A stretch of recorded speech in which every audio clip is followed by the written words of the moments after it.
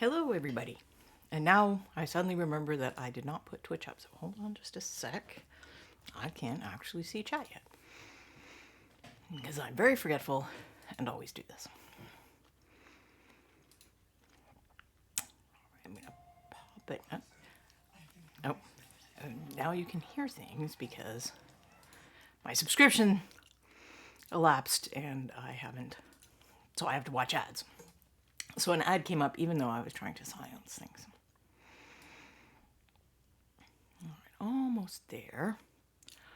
I haven't seen anything from Quindy yet, but I do assume that she is there helping and will let me know if something is not working and you cannot see or hear me. I mean, you sort of can't see me because of all the... Oh, there's Bob and Julie. Hi. You sort of can't see me because of all the stuff, but we're going to switch off of this view and go look at the cooler things, which are miniatures and collectibles. Quindy is hiding. All right, so now I have turned all the lights on. Today I'm going to be working on finishing up this owlbear, which is based on the owlbear as seen in the Dungeons and Dragons movies, which it's out now, so everyone can go see it. I had seen it as of last week. I had a friend who was able to get us into an early screening. I didn't talk about spoilers then. I'm not going to talk about spoilers now. I will ask that you respect that and not put any in the comments. I'm hoping some of you have seen it now, though. You can at least let us know if you liked it, if you recommend it, if you take friends and family who aren't familiar with D&D to it, if you think that they would enjoy it. But I think the fact that there's an owlbear in it has been pretty well hyped before the movie came out, so I'm not going to consider that a spoiler. And the owlbear in question looks like a cross between a snowy owl and a polar bear. So it's whitish gray with some darker gray or black markings, which I have not done that part yet. So last week what I worked on was, let me see if I can find a brush. The one thing about this new site is you can now see all the desk disaster that was previously hidden. I only had to keep this section clean, and now you can see desk disaster.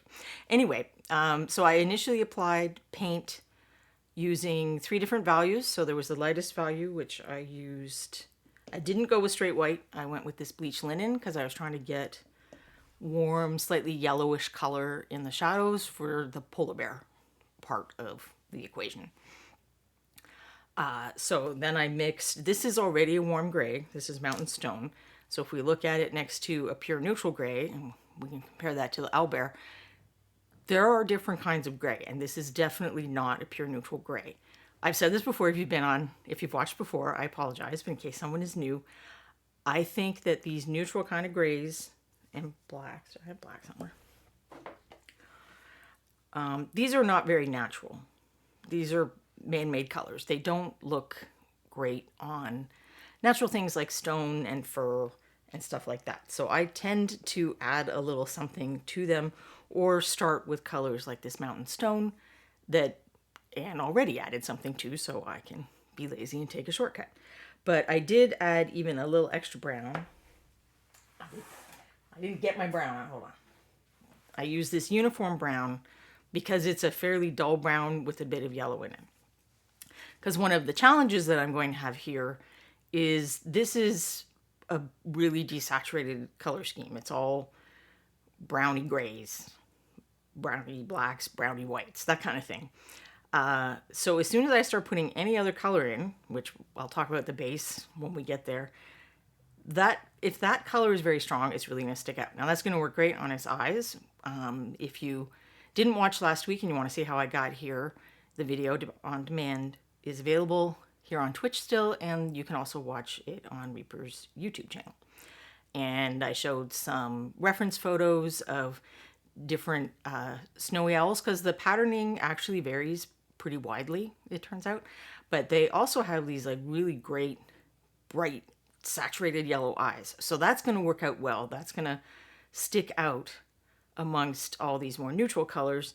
But if I go putting like grass green on the base, your eye might go first to the eyes and then it's going to go down here. And this is not the story of the figure. And since ReaperCon tickets are on sale now, I don't know if Quindy has a link for that, but I bet she does. It is not too early to start talking about painting contest miniatures for the MSP Open, which is very open. Open is accurate. That is not just, you can put in, you don't have to paint a Reaper miniature. You can paint anything you want. You can paint an anime garage kit.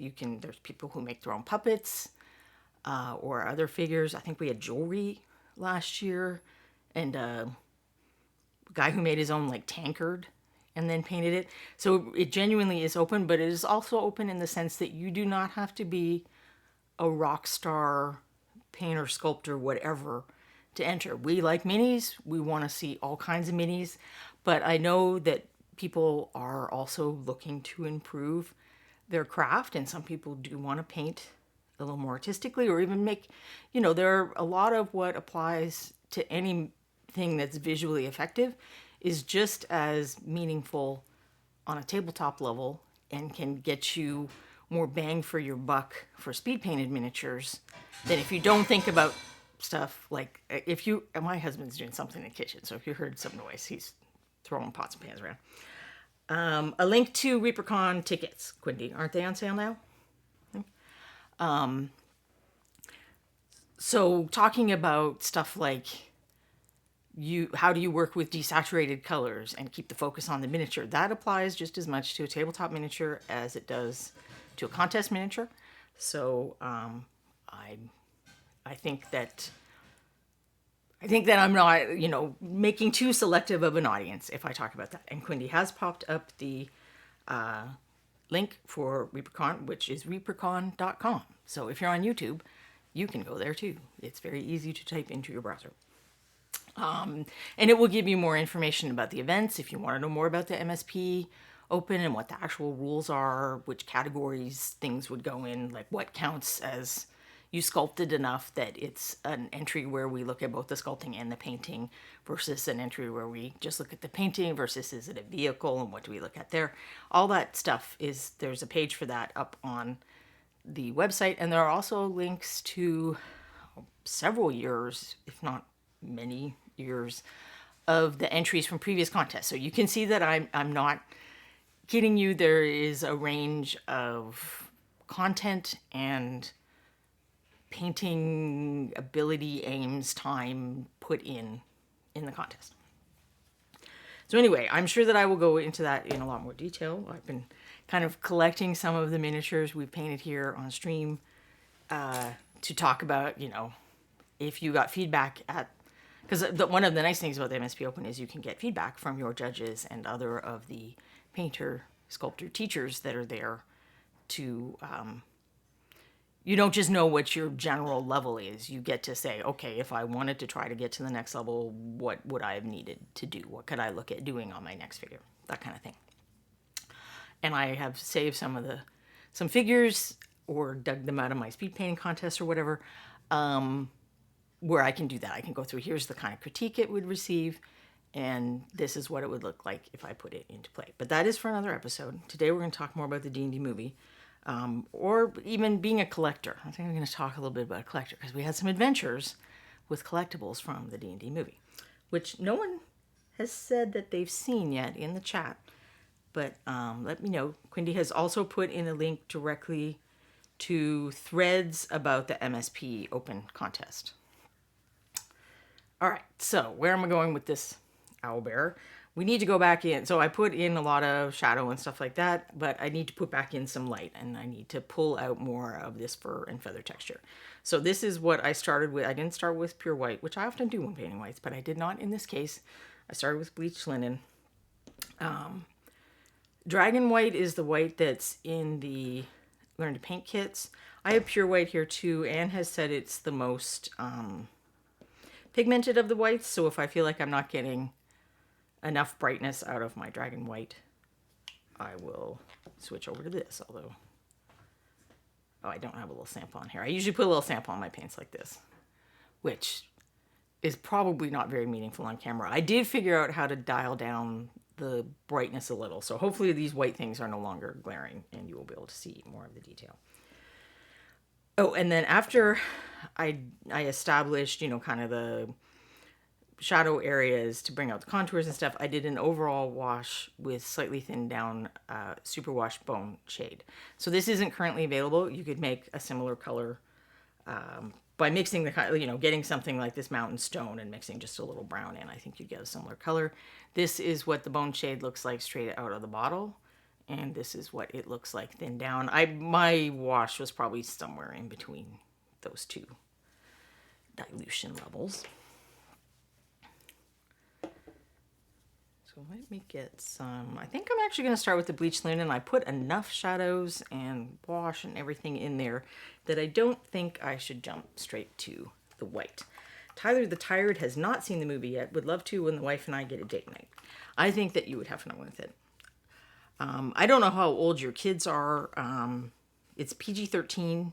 And I think that I was actually wondering why it wasn't just PG. Because there's not really, graphic violence. I mean, obviously there are sword fights and fisticuffs and stuff. But the consequences in terms of, people having disgusting injuries and stuff like that. There's not really much of that shown on screen. There's a few jump scares. There's a little bit of swearing. There's no nudity. There's not even really any innuendo. So I think it's pretty accessible to kids, but I'm also not a parent, so perhaps you should only take my opinion so far with that. One of the friend that got us the passes said he wasn't sure about taking his daughter, but that was purely on the basis of the jump scares. He wasn't sure if that was going to be too much for them. Which, if you've seen the clip or promo or whatever it is with the 5 questions scene, the jump scares and the grossness don't get any worse than what is in that, in my opinion, at least.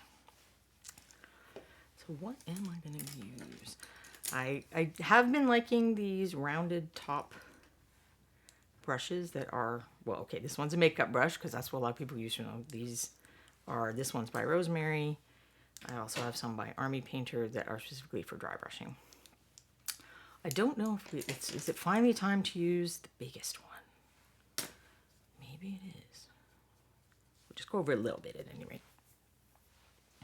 I did not, at least in my thing here.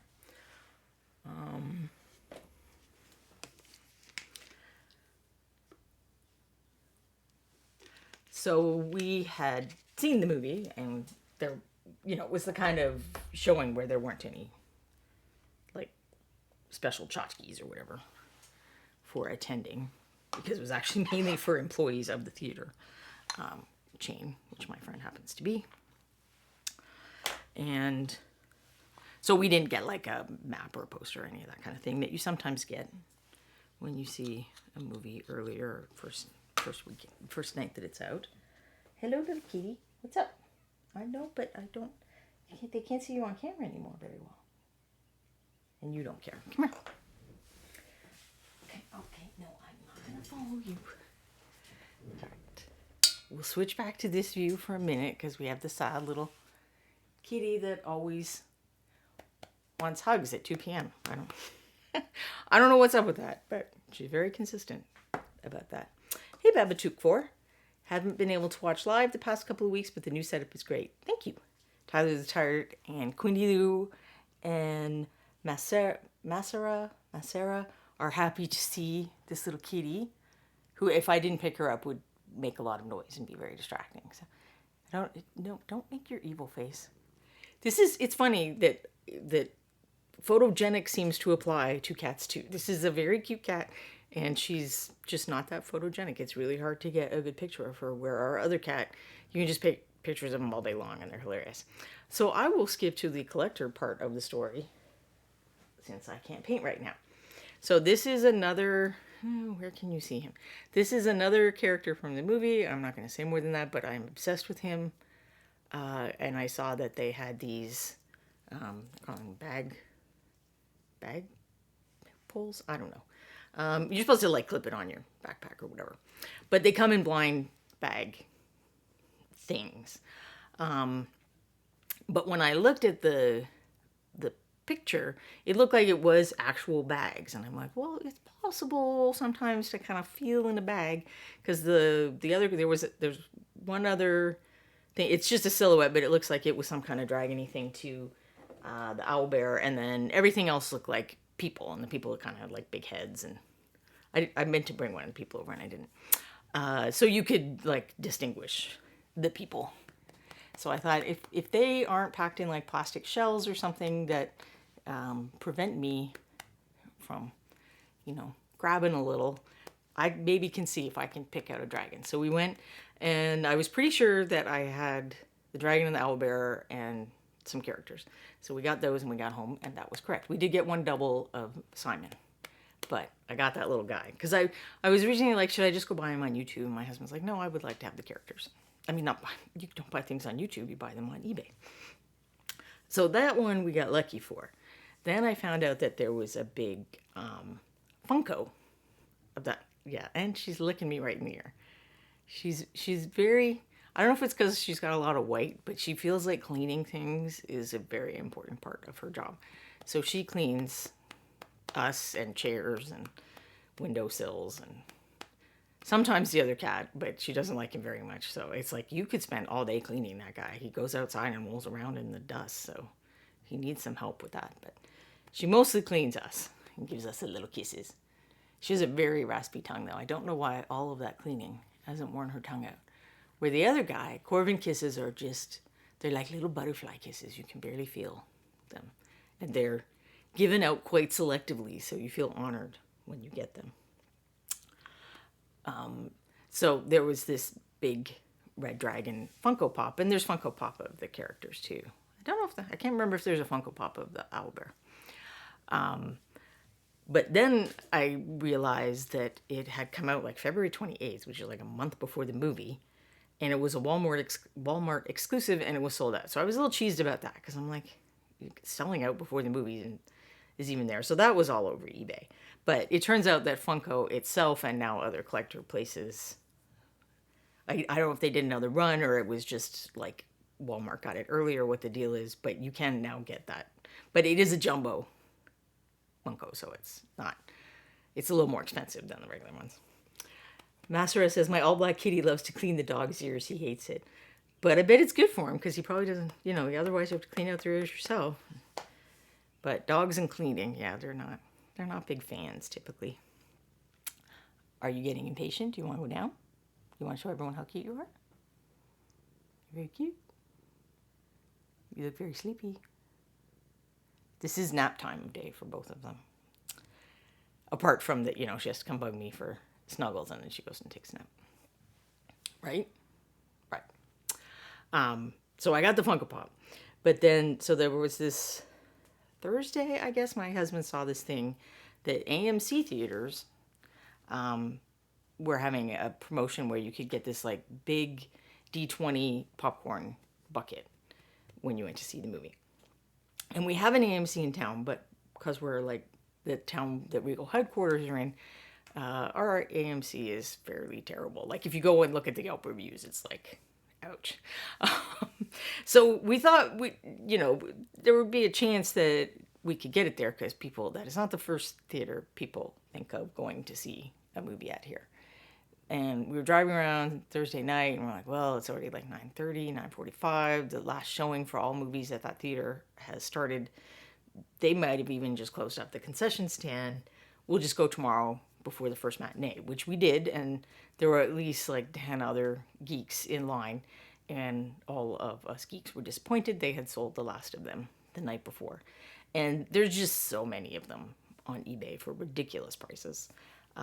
I've seen eBay listings where they have like shipping crates, like they have like crates filled with 6 of them. So I don't know if it's some of the movie theater managers get them and then make a little extra money on the side. I don't know what the deal is, but I have a few Facebook friends who've been able to get one at the theater like you're supposed to. But I think an awful lot of nerds are getting disappointed on trying to get one of those. But they are all over eBay if you're willing to pay like a ton of money. And then we discovered that different regions get different tchotchkes.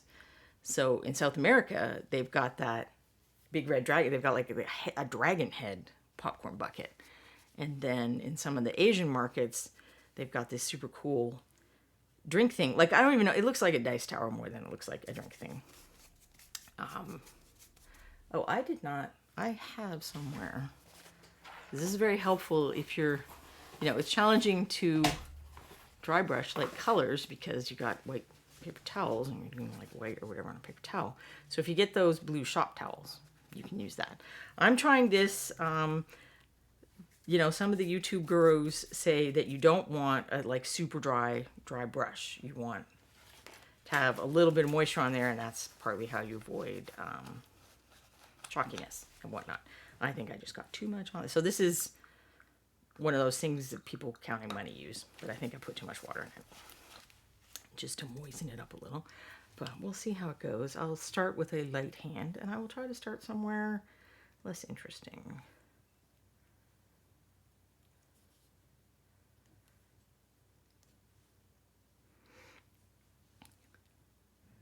So I just want to bring out the fur texture and lighten it overall. So I want to make sure there were shadows to establish the shapes and for in between the fur and feathers to bring out the sculpted textures. But I also want to make sure that by the end it looks like a white or light gray owlbear, because that's what it's supposed to be. This is the other way you can test light colors, but I'm not recommending that people paint on themselves because technically that's not a recommended use of paint. Because of the nature of the sculpt, where there's like a lot of little nooks and crannies, I'm not sure that this big brush is the right answer. I think that I will have to switch over. But I can get some of it done. And that's what's nice about these rounded brushes. It seems like it'll soak up a lot of paint when you put it in there, but it also goes for so much longer than a flat brush. So that is nice.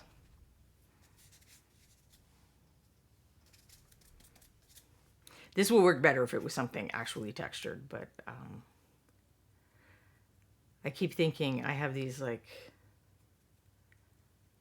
base texture. Some of them are like rubber, some of them are hard resin. And the idea is that you can push a base covered in green stuff into them and make a base texture. But some of them are like, they're not quite as big as this paper, but they're not like way smaller than that. So if I rolled out a big chunk of green stuff or Fimo or something like that, I could make more of a little texture mat where I could get this stuff off better. If I prime it, I guess, at least. You would probably have to prime it because you definitely, the baked Fimo, I'm not sure if it is a non-porous surface. Green stuff is a non-porous surface. So it would work, I think. But you definitely want a non-porous surface for something like that.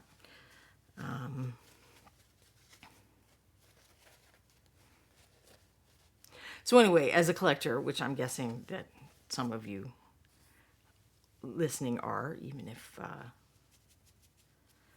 only collector of miniatures, but I would be very surprised to meet a geeky person who really only collects one thing. Like, I would find that a bit surprising.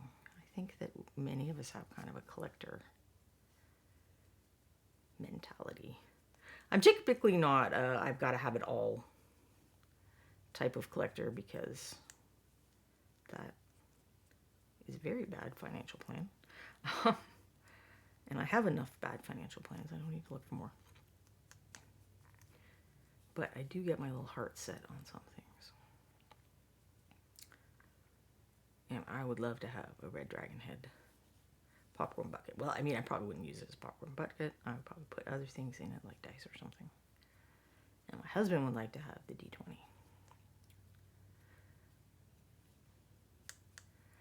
But I always overlook kind of the eBay factor, that there are people out there that know stuff is going to be collectible and they're just pouncing on everything. I mean, there was some of the people look like that's all they do is they sell these kind of like, this is the downside of the new setup. My husband and I talked about getting a non-bendy arm. Like this is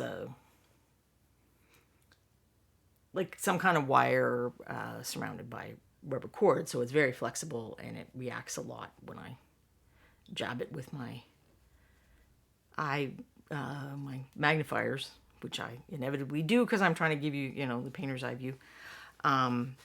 We talked about getting a sturdier one, and then I do not remember why we did not actually do that, but we did not. Hopefully one day. I'm thinking about another kind of setup completely, and that's probably why he didn't, but I don't know. Tyler the Tired. A little bit of that dragon hoarding in our genes. That tracks. Yeah, that's it. We're all a little bit dragony. And my dragon hoarding thing is dragons, because I guess I like to be very meta. I don't know. Oh, sorry. Did it again. All right, I will lower that a bit and see if that helps. Yeah, I was hoping this foam thing would kind of have an extra texture to make that work, but I do not know that it does. All right, so I've switched over to my makeup one that has a bit of a longer bristle as well as being smaller, because I think I'll have an easier time getting into spots like this. Way back at the beginning of this show, I did a few episodes where I tested various kinds of brushes, and the makeup brushes I have are just a set that I got off of Amazon. It came with some like super big ones, which if you're doing tanks or train or something, that might be perfectly appropriate. But also it was like less than the price I paid for the three. Where did it go? The 3 set from Army Painter, which I also recommend. So it wasn't like it was a huge investment. You can also look around. If you live in America, you go to a store like Target or Walmart or even like Walgreens type pharmacies and stuff at the makeup section. Look for a brand called Elf. They sell inexpensive makeup applicators. And you might be able to find some brushes that would work well for dry brushing for like $2 to $3.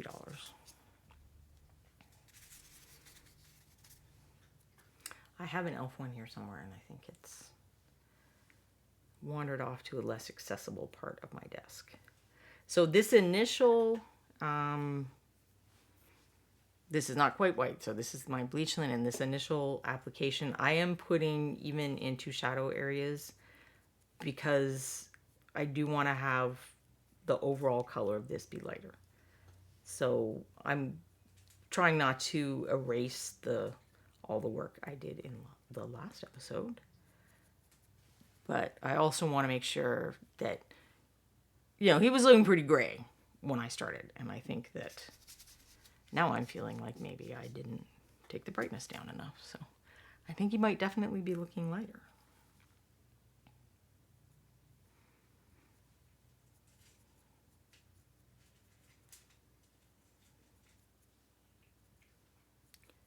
I was saying they had really cool drink cups in the theaters in some of the Asian region, and those are actually selling at a pretty reasonable price on eBay. It's just that the shipping is almost as much again as the thing, and then the price becomes much less reasonable. So, I mean, I get it that shipping's expensive, but it's like I have to factor that into my dragon hoardingness and decide whether it is reasonable or not. And I have decided that it is not. I'm worried whether the camera is focusing too much on things that are not this owlbear. So this owlbear was sculpted by Jason Wiebe. He also there's a big chunky one. That one has little horn feathers. It looks more like a horned owl. So I didn't feel it's also, he's a big beefy boy. He's like the owlbear version of this guy. So I didn't feel like it matched the owlbear from the movie as much. I think Julie's matched the owlbear well. I just didn't have it, so I could not use Julie's owlbear. And then I think is there another owlbear again from, the most recent Kickstarter that none of us have yet? I think there is, but I can't remember for sure. Last week, I also talked about some of the challenges you have when trying to do something like that, which is probably not uncommon, that you have something you've seen in a painting or a movie or a TV show that you kind of want to use as an inspiration for a color scheme on a figure. And so this is kind of an example of that, where my sculpt is not, totally dissimilar from the movie character. But the idea of using the snowy owl and the polar bear for inspiration, part of the problem I have is this is sculpted as fur, not feathers. And when we were looking at the snowy owl inspiration photos, I noticed that the little black line markings tend to be at the edges of the feathers. But I don't have a lot of feathers to work with. I got feathers there, I got feathers on the tail. So if I want that feeling of having the little black or dark gray markings, I'm going to have to approach it a different way. And what I've decided is that I will probably try to do something, sort of like, think of it more like tabby stripes on a cat or something like that, where I'm just trying for an overall pattern as opposed to placing them in a specific correct location. And that is the kind of thing you will often have to do if you're working with inspiration photos. You probably won't find a miniature that matches exactly. And then the other thing, so it's not a factor in this case, because I really am just looking at the animal and then the real life animal analogs. But when you look at a painting, you have to remember that some of the color is not on the character or the whatever you're looking at. Like if there was a painting of this big ogre guy, he would be standing on a castle or in a forest or something, and there would be like sky and trees and grass and stones and whatever things, and all of those colors would be actually part of the color scheme that is making that painting work. But we tend to, like, we're just looking at the character, we only care about the character, we don't think about that as kind of a psychological thing, I guess, where we're drawn to look at like kind of the most human thing, the thing with the most emotions or whatever. But in terms of balancing colors, you might want to bring some of those colors onto the figure, onto the base, so that you'll get more like the same feeling of the art that you're looking at if you do that. And it's a similar thing if you're looking at film scenes. Often there might be like a color tinge to the whole scene, or there's like lighting that has a bit of a color cast. So if you're looking at the guy and you're just like, oh, he's got like a black leather jacket and a white t-shirt and blue jeans, and you just go look for colors that would be those things, and you're not factoring in the color of the light, you might be disappointed with how your painting turns out because you're not actually capturing the mood of the scene that you like, because you're not including all the colors from the scene that you like, if that makes sense. I have an article or two on my blog about that. There was, I don't even remember which ReaperCon it was. I'm going to say 2019. There was like a masquerade ball Sophie character, and Talon, of course, did some lovely art for that. And the character was based on like black and white line art, but then there was later a piece of color art where the same character was sitting on a throne, and there was like kind of a banner in the background for ReaperCon or something.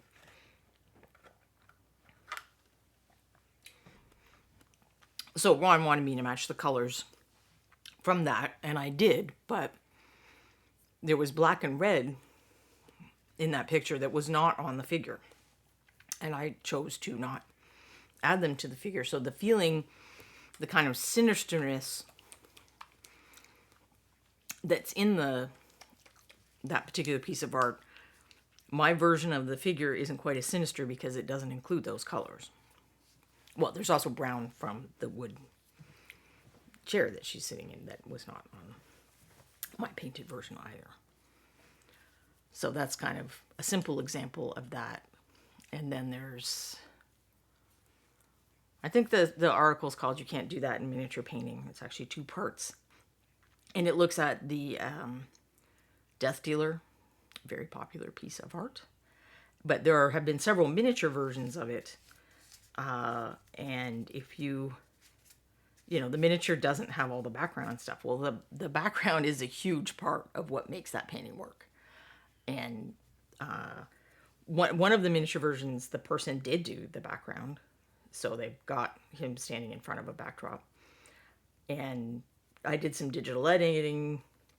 So you can look at the different miniature versions just on a pure white background. And you can see different approaches to including some of the color within the figure.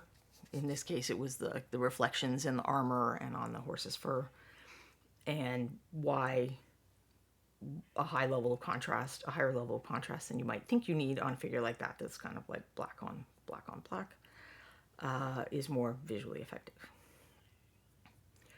I don't think I did the Cinderella comparison yet, but Cinderella is another character where if you look at the classic movie, the movie can do things we could never do on a miniature. And in fact, that Disney is well aware of because they have slightly changed the color scheme representation of Cinderella.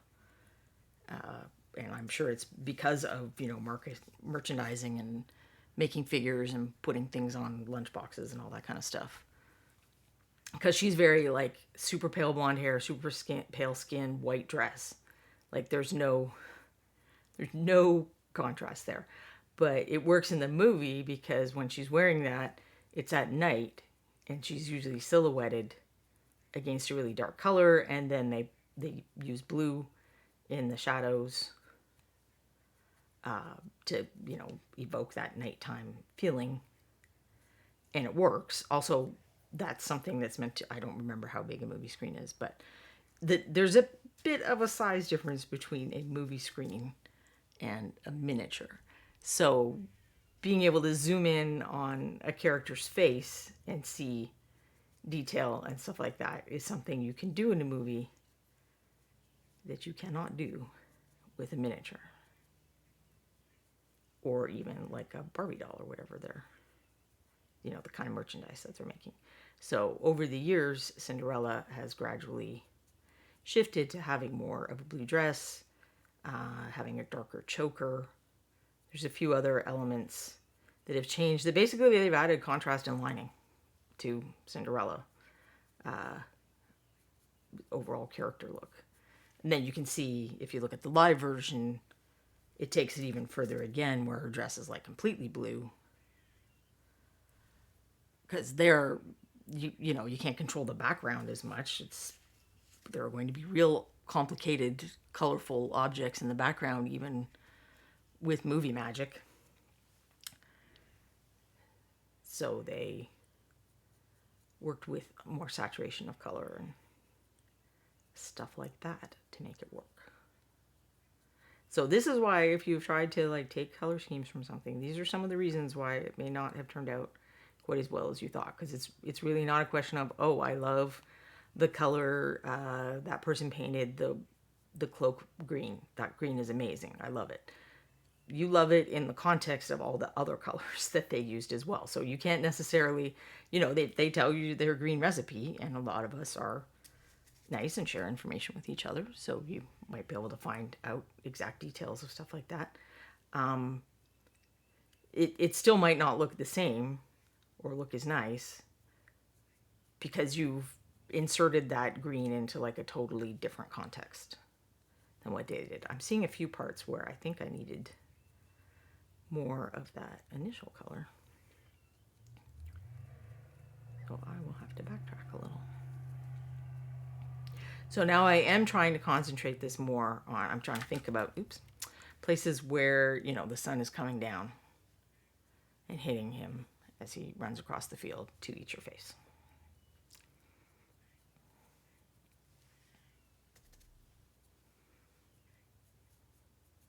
So this, you know, if you were actually, if you were looking at it from that angle, this would not be getting much sunlight. You know, the sun's coming straight down here, and this muscle folds under. And so this whole fold is kind of under. But then this foot is more up facing. This foot is more up facing. The back of this leg is up facing. The tail absolutely is. So I'm trying to bring out both the musculature and the structures in the sculpt, and then also this fur texture. So we often tend to think of dry brushing and washes in terms of texture, and that's why, if you go back and watch the previous video, why I spent some time differentiating the base coat colors, where I didn't put this color all over everything. I put this color on upward facing parts and then darker grays on areas that would be shadowed. Tyler the Tired. I heard about Cinderella. Also, they sell little girl princess dresses, and white dresses are too associated with wedding dresses now. That would make sense. And little girls probably want, more fun color. But yeah, it's like each of the Disney princesses is also color coded. And Cinderella got blue, I guess. But you also, if you compare just the face, it's like she always had a choker, but it's much lighter color in the original movie than if you go look at the way she's portrayed now. It's more of a black thread, and there's a lot more shading in the recesses of the dress and things like that. Oops, I went back to the white, and that's not what I meant to do.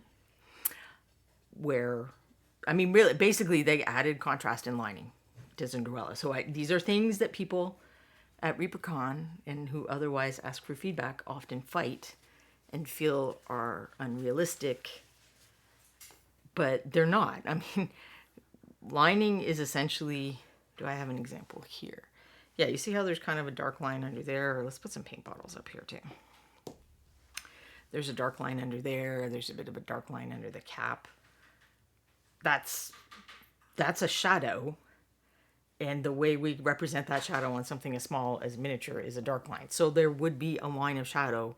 If you're wearing a belt, there's a line of shadow under the bottom of it. If you have your fingers, there's a line of shadow under each of my fingers. There's the soft shadow, the kind of shadow we paint on curves right there. There's a soft shadow, the kind we paint on curves right there, but there is lining in between every one of my fingers. Lining is real. It is not unrealistic. And even if it was, it is still a really great way to distinguish the different areas of your figure and make it easier for the viewer to read. So exaggerating a little past the real is never a terrible plan, and there are ways to do it so that it doesn't look like a Sunday afternoon cartoon strip. Like, you don't have to use black, for example. If I was lining something as light as this, if I'd use this color on a cape or a skirt or something, I wouldn't use black. To line it, I'd use a dark gray. Or whatever color the thing next to it was. So if it was next to somebody's skin, I might use a dark skin color instead. But there will be lots of time to rant about lining when I am doing here's the critique and what we would do thing. So I'm just going back in with that initial bleached linen. Yes, bleached linen, and hitting some of the spots that I realized I missed. Now there's just because of how things are produced, there's a bit of a awkward feeling thing right there. So I'm just going to lighten it up a little so that it doesn't look as awkward. I probably had a little too much stuff on there, but the upside of that is that the brush texture, I think, helps make it look more similar to the other textures on the figure and kind of blends it in a little.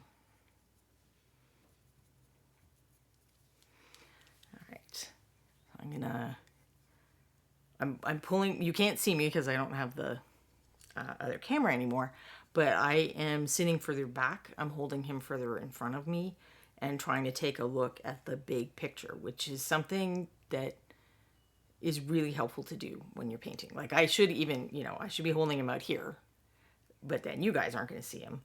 Or what is even really good is you take your magnifier off, you turn your lights off, you go get a cup of coffee or something, you give it like 5 or 10 minutes, and then you come back. And before you turn your lights on and put your magnifier back on and get back into looking at all the details, you grab your figure and you look at it from a distance and you see whether in that way does it look like it has enough contrast and the lining and all that kind of stuff.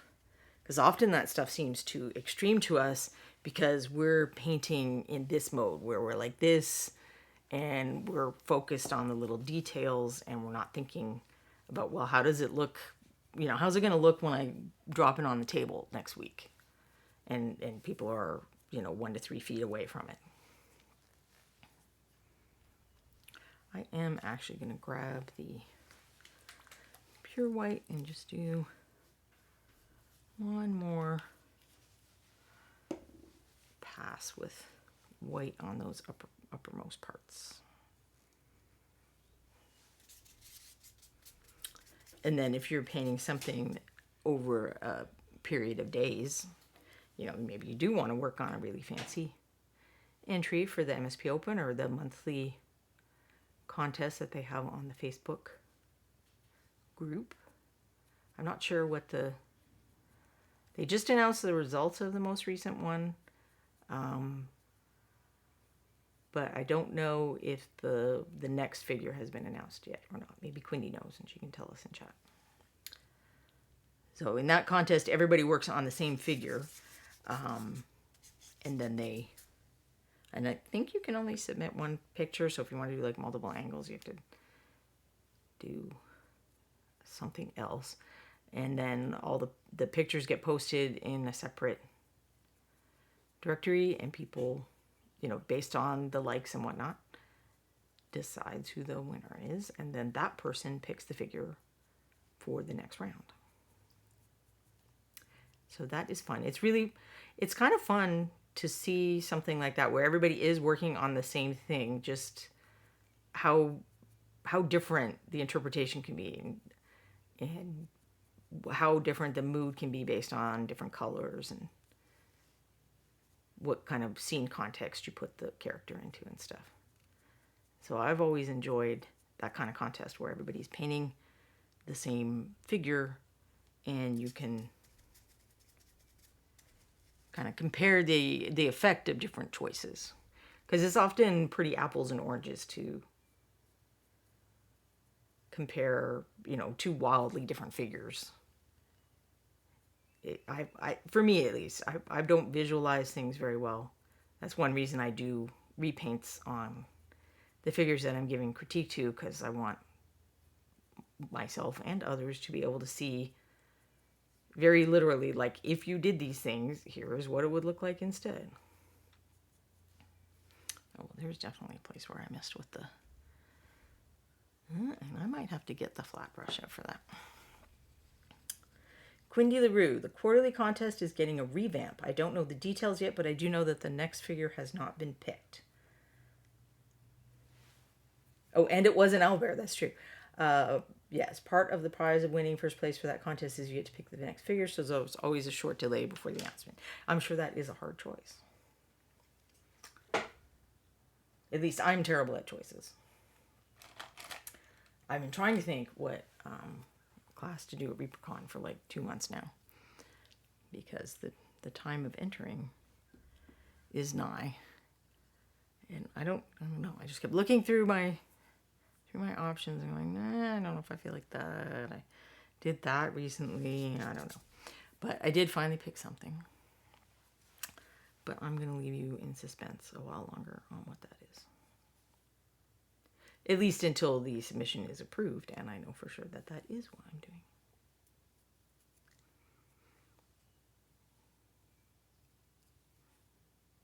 All right, where was that? Yeah, this is that spot.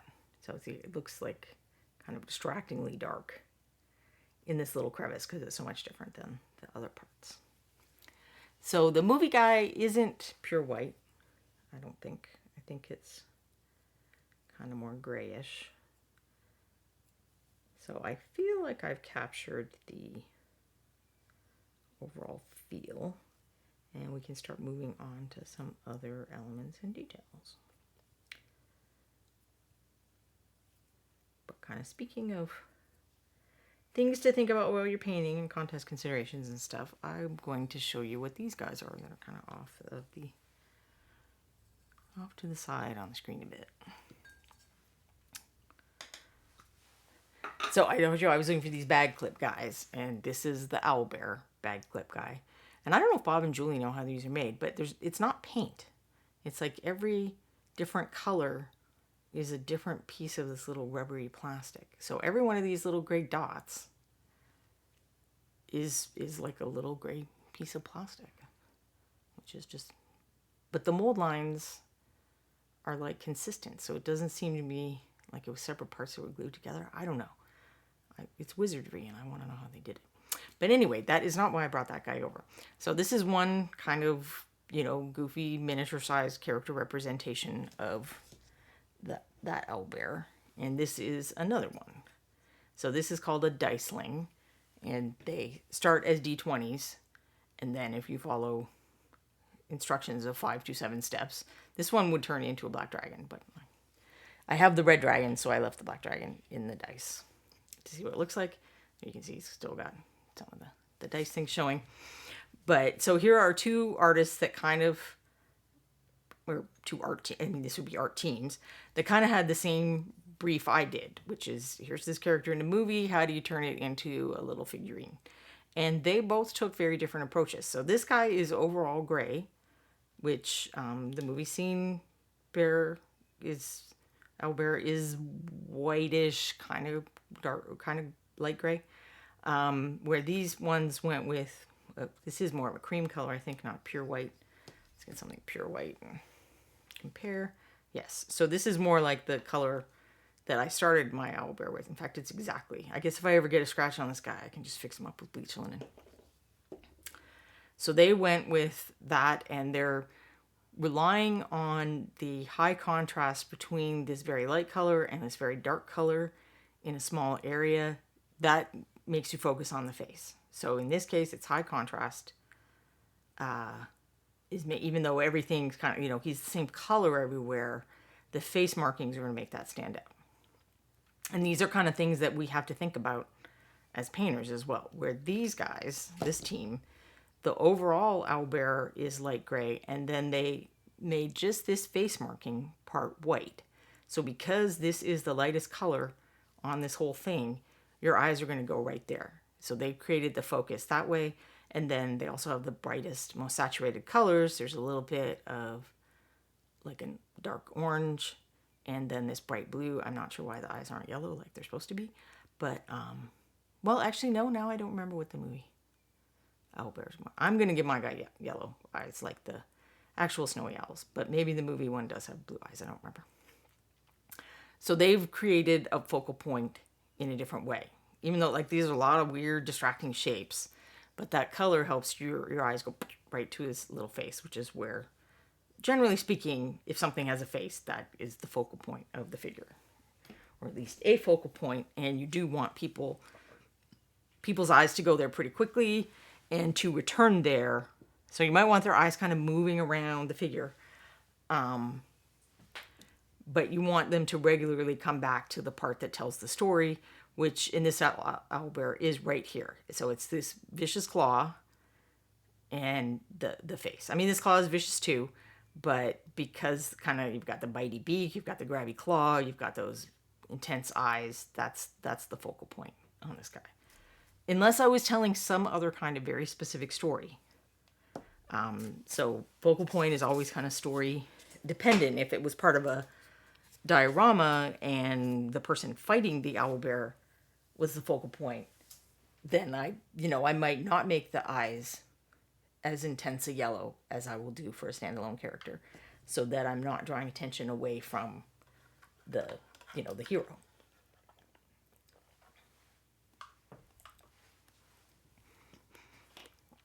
What do I want to paint next? I'm trying to figure out if I can paint the ground around the claws and do that later. And I think I can. So we will do the claws and the beak, which I'm going to go double check real snowy owls. But I think it's black for both of those.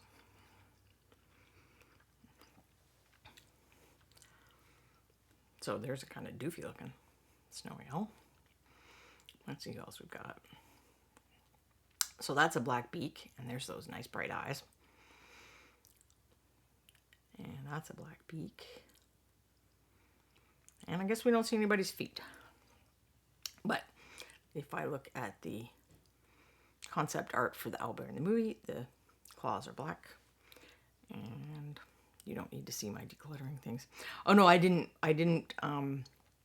bookmark the... there was like a movie scene still that I grabbed. But I didn't bookmark that in case somebody would think it counted as a spoiler.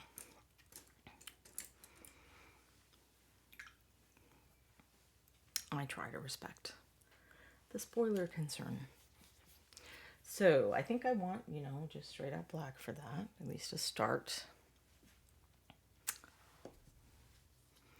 And here I have to decide, do I want to create more contrast and use kind of cooler grays to do like the shiny highlights, or do I want it to sort of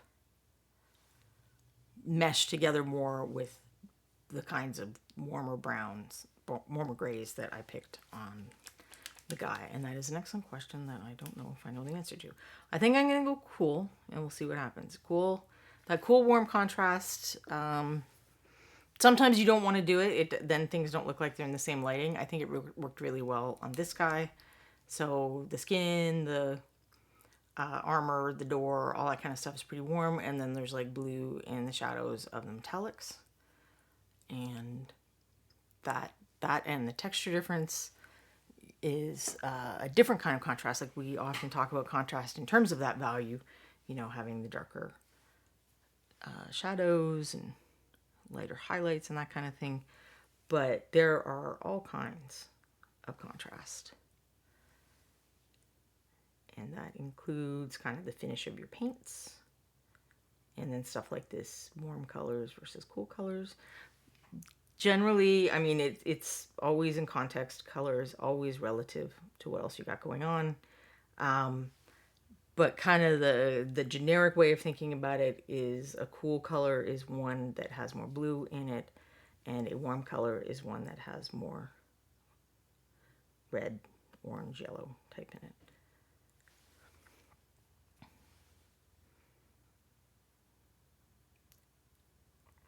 And you can see where we get a lot of sort of emotional context for color choices out of that idea, where you've got like the blue is ice, it's night, that kind of thing. And then orange and red are like day and fire and things that are warm, sunny type connotation.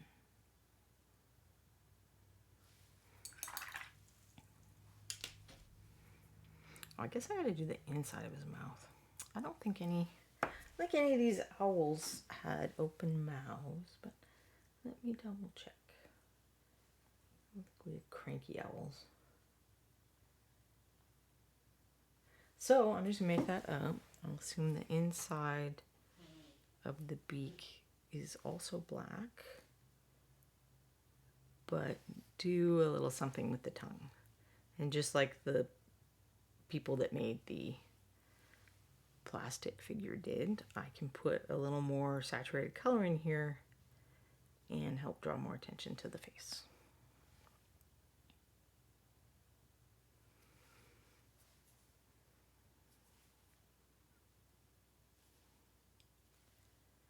I'm just trying to get enough parts that, places that if I try to do it later, I might mess up. And then I will go look at my options for mouth color. So I'm using the paints from the Learn to Paint Kits set and expansions. Because I figure people here might have those.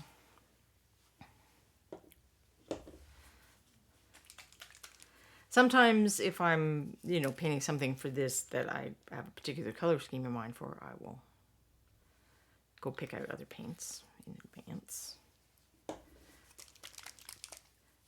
But when I'm doing off the cuff or whatever, I mix with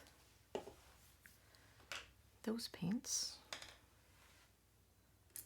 Because I figure a lot of people have those. Well, I don't figure a lot of people have the expansion sets because those are pretty new.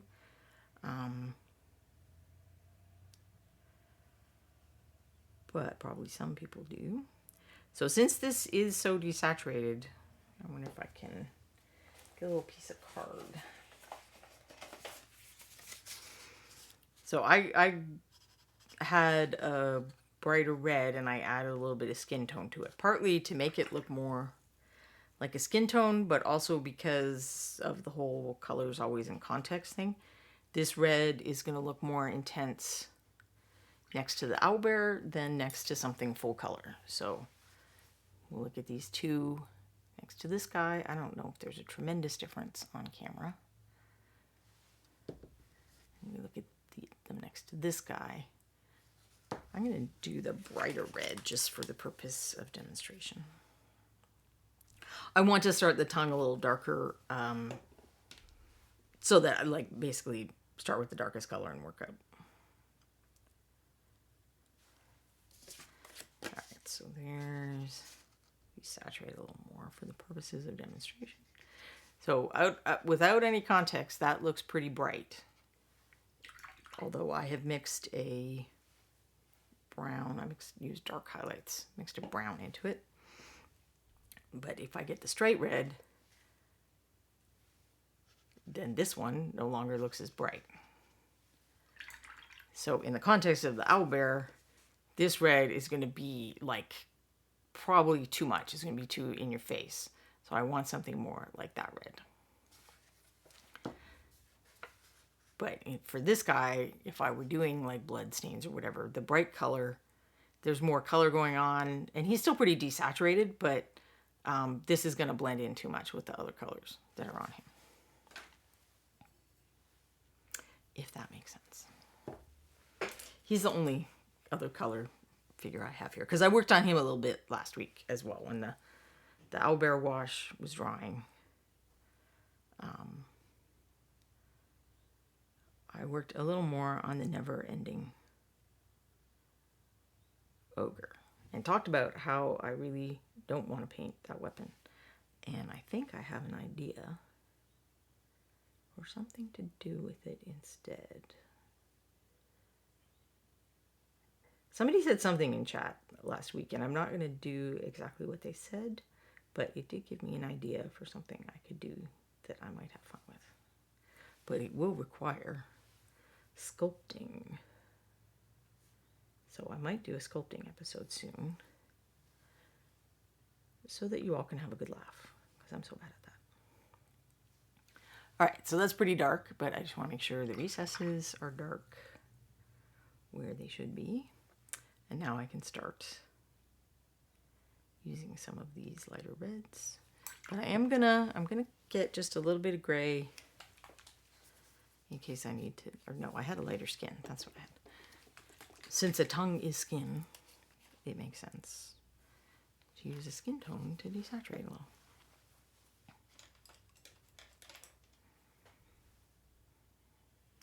And this darker red is dragon red, and the lighter red is blood red, and I believe both of those are in the Learn to Paint Level Up kit.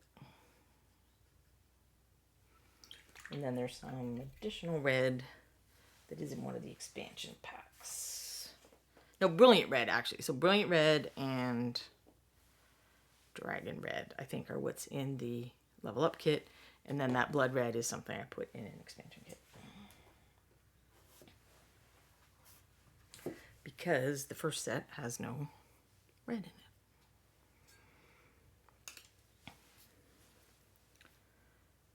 Now, in theory, I would let that dry, but we're going to pretend I'm wet blending instead, which may or may not work out for me. I guess I could put a little more, I could work on my claws a little more, and then return to this when it is dry.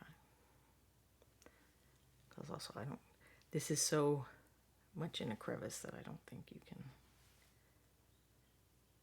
see the wet blending. I'll go back to working on the claws for now. Because they're going to have to dry anyway. So that is a more efficient use of time. I'm very bad at efficient.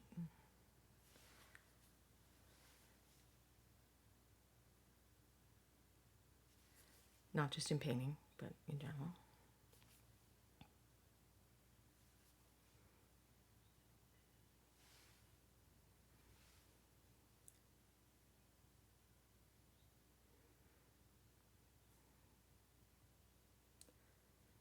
So I want my good brush here for where the join is, you know, so I make sure that I get a nice sharp line here and I don't goof up, but then I'll switch to a synthetic brush for just the bulk painting, and also because that little hook that they get on the end is actually handy for getting into areas like this.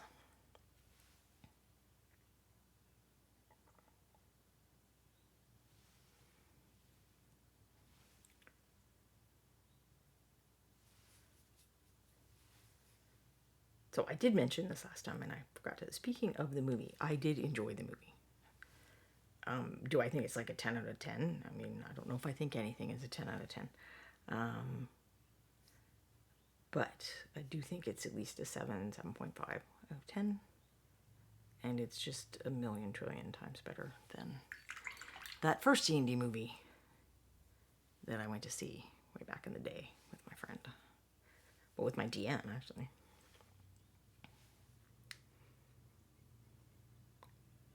And we experienced extreme disappointment, although also extreme amusement at the unfettered antics of Jeremy Irons. It's like, this dude won an Oscar, and now he's just Mr. Melodrama, which is how you knew the director was not doing anything. You know, the director was clearly not doing anything in that movie. He did not know how to do the directing.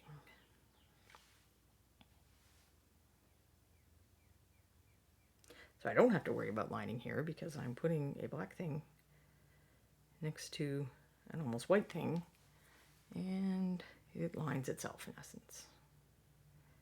But lining is especially important. Like if I were painting these claws just a slightly darker gray, I would want to line around the edges where they're meeting the fur/feather areas.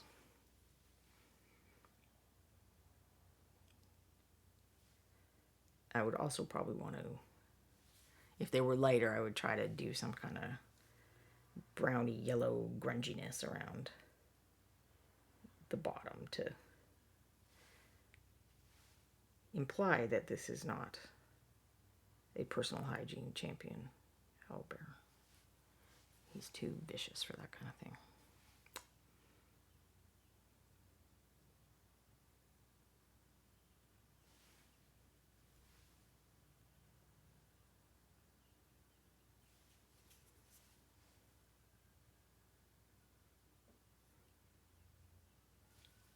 And I do think the movie is accessible. Like, I think they explain anything you need to know to understand what's happening in the movie. But again, kind of like, I don't have kids. It's like, well, I've been playing D&D for a long time, so it's really hard for me to stand back and look at something like that from the point of view of someone who hasn't. But I think there's like a lot of nods that you'll get if you do know D&D, and then even more that you'll get if you know the Forgotten Realms and all their revised history and stuff, which I don't. I think there are a few things that I didn't, that I would have gotten more out of if I was up on like the whole storyline of the Forgotten Realms, which I am familiar with it as a setting, but not as the... I don't know, they kind of have done ongoing things where things change and evolve and whatnot, and I have not kept up with all of that. Because sometimes we play games there, and sometimes we play games somewhere else. And I generally have DMs that want to do their own thing, whatnot. My husband has been using modules lately just because he doesn't want to take the amount of time that it takes to do everything from scratch. But he always gets in there and adds his own little nods, touches and whatnot.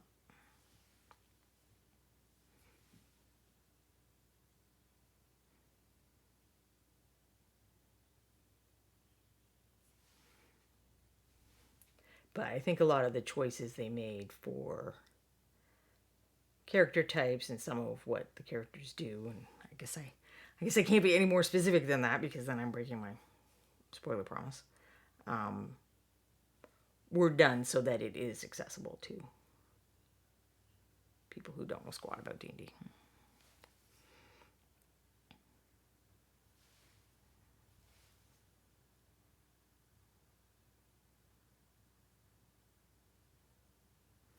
I should probably stop and look at exactly how the beaks work on the real guys, but I'm just going to make stuff up instead.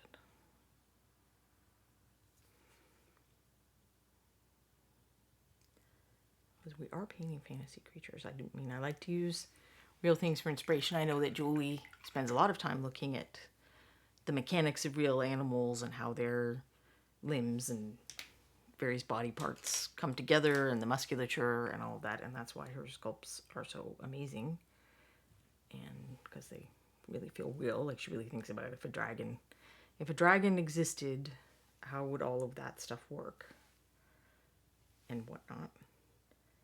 But we are also making fantasy creatures, so we have some license to just go, I want this to be this color, and so it is.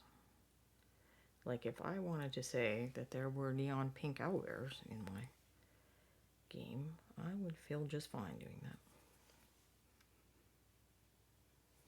But we painted a bunch of pink monsters recently, so I'm not going to do that. We're going to do desaturated monsters. Because I know that working with desaturated colors is sometimes kind of challenging for people to think about, like, how do you do all that color advice stuff, warm and cool and blue and whatever, in the context of colors that you don't think of as being very colorful.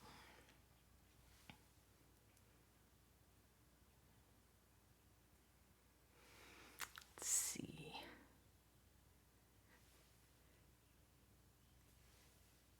Julie is confirming that she studies the animal kingdom avidly to figure out how to bring these imaginary things to life. Well, when you think about it, there's a lot of creatures like hippogriffs and what's the thing that's like part goat and part... Anyway, a lot of these mythical creatures are based on people who saw real animals and then described them to someone else, who then described them to someone else, and then some artist was like instructed to illustrate a bestiary with a bunch of creatures they'd never seen in it. And when you play a game of telephone of what does this animal look like, you get stuff like hippogriffs and the thing I can't remember.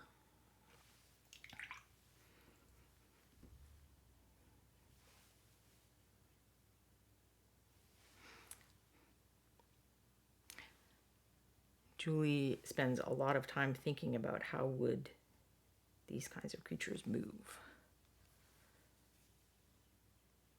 which I'm sure is very important and challenging because you have to pick a pose, and for that to look realistic, it has to be a pose that a creature with that kind of musculature and everything else that you're sculpting could actually adopt.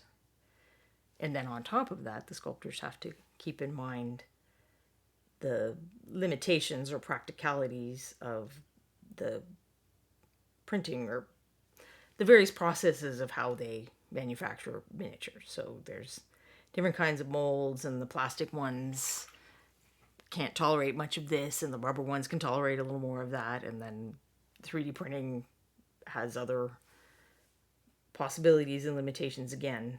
So they also do a lot of research on that stuff to do their jobs well that we don't even really think about. We're just like, does this guy look cool? Is he doing a cool thing? Great, I love it. But there's a lot of thought. And I only know this because I've gotten to be in the room while they're all talking about stuff that I don't really understand. But I get that there is a whole bunch of stuff to think about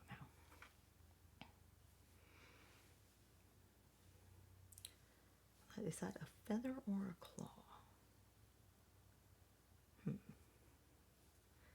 It looks kind of clawy to me, but I don't see one on the other side, so we're going to treat it as a feather. Since animals generally are symmetrical in terms of, you know, the limbs and the claws and the digits and all that kind of stuff. I mean, there are some animals that are radially symmetric instead of bilaterally symmetric, but this is not one of them.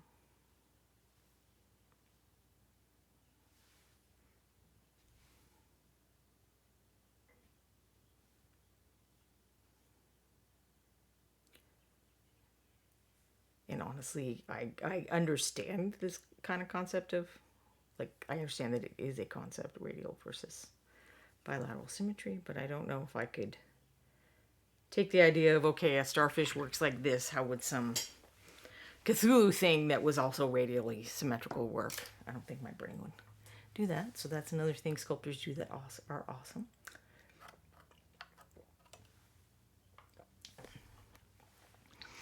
Tyler appreciates all the effort that Julie puts into making cool things for us to enjoy. If this wasn't a movie guy, I would probably be tempted to make these feathers and the tail feathers kind of a slightly different color, I think. Just to add a little more variation. But then I guess I'm supposed to add the variation through the markings I haven't done yet. But I thought we'd really get a better feel. Like, you know, you can see what a difference it makes making the claws dark versus when they were just the gray of the plastic there. So then we're starting to get the kind of contrast that they have here, where there's a lot of black and a lot of white concentrated in that focal point. But I'm adding this red to get, you know, some color in there and add more. And then we'll punch it up with eyeballs eventually. Often I paint the eyes on something first. Like when it's a person, I almost always paint the eyes first, which is partly just if I mess it up and I had to strip it, I would not be losing much other work. So partly it's just a practicality, but over the years I have come to like painting the eyes. Like it gives it a little personality. It makes it more, I'm not saying real. I'm not saying like I feel like these guys get up and dance around my desk or whatever and they have a secret life. Alas, I don't have that much imagination. But I don't know. I relate to them more. I'm more interested in them once they have eyes and then a face as well.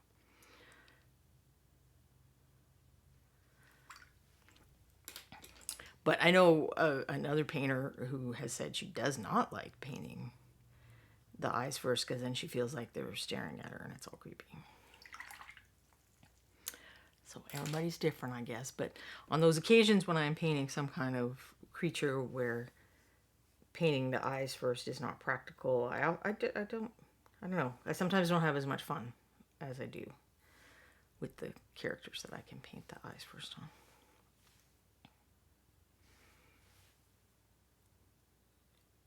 It hasn't really been like something I've noticed much for this guy because I have the fun of talking to you all while I'm doing this. So it's not as important.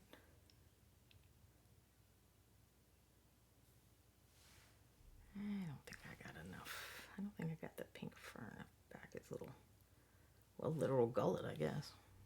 It's a gullet on a bird, isn't it? I am not good at animal anatomy like Julia, so I probably don't know the names of everything. I feel like some of this is kind of inside of mouse. I'm going to add just a little bit of more red instead of the black beak part, but wow, that is actually more intense on camera than it is in person. I think that this camera bumps up red a little. I've had cameras in the past that do that as well, because right now that's a lot of red tongue coming right at you. But we will do some eyes. I will go ahead and jump ahead to the eyes, I think. Let me just look at my little bird picture again just for a minute.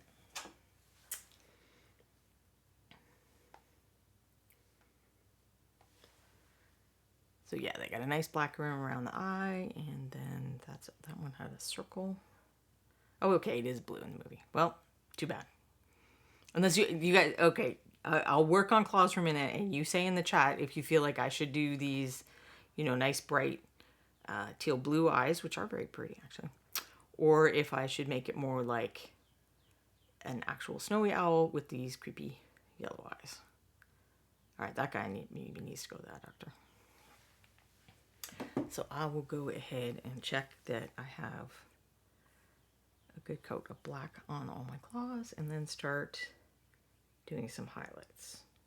If I were going to do the blue, then it would kind of make sense to tie that in and do cool on the claw highlights.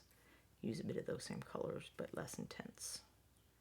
So maybe, I guess if it's a movie tribute, I probably should be doing the movie colors, right?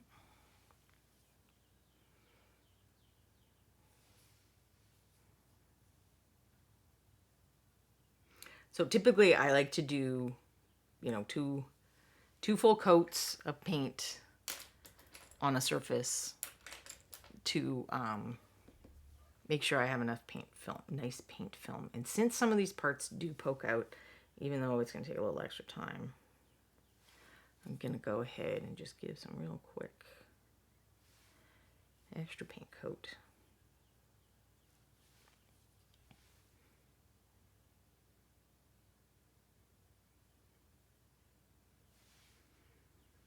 So this is less about the color and more about the acrylic part of the paint. Making sure that there's enough acrylic polymer on there that it, binds together as it dries and forms a nice, stable, sturdy bond that is well attached to my underlying surface. So when I'm talking about paint film, that is kind of what I mean.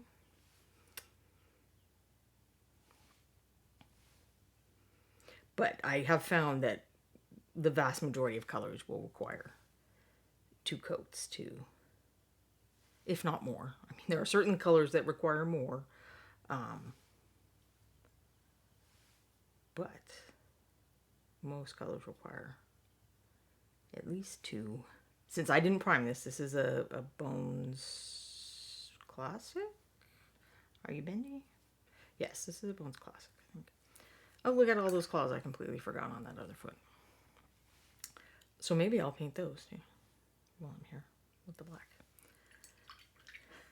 Babadook suggests heterochromia and have one of each eye.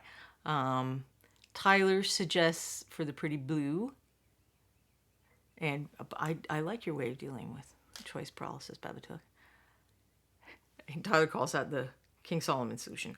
I think I will go with the blue, since I did say from the very beginning that this is meant to be an homage to the movie Owlbear. None of you have confirmed that you have seen it. So one person was waiting for date night, which understandable. But no one else has seen this movie yet? Really? If you're watching later on YouTube, feel free to comment whether you liked it on there too, because I'm sure there will be people who, don't go see it and then are wrestling with, well, do I get it on video or not? Maybe I'll paint the back side of this claw too.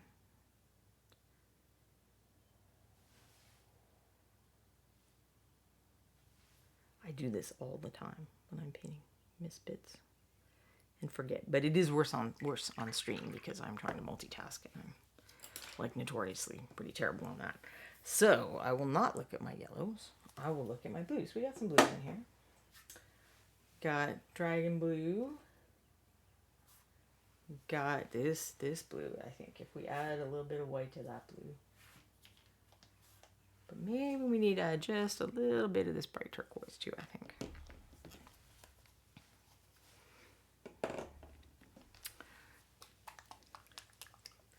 Babadook hasn't seen it yet, but is going to. Yeah, the movie business has really changed. We actually have two friends that work at that theater, so sometimes my husband is like super into movies because when he was like I think in college, well, he went to college a bunch of times, but when he was in his early 20s, let's put it that way, he was the manager at a movie theater for a while, and this was one of the best things that ever happened to him. So I hear a lot of stories about when I worked in the theater. But that was many moons ago, and movies were very different then. Like, you know, it seemed like movies would stay around for like months, right? Like, I think like I went to see Star Wars and then like we went to see it again months later for somebody's birthday party or something. But this does not seem to happen anymore. It's really all about the first couple of weekends, and they don't even plan. Like the movie theaters don't, and this is partly COVID, I imagine, don't even plan very far in advance anymore.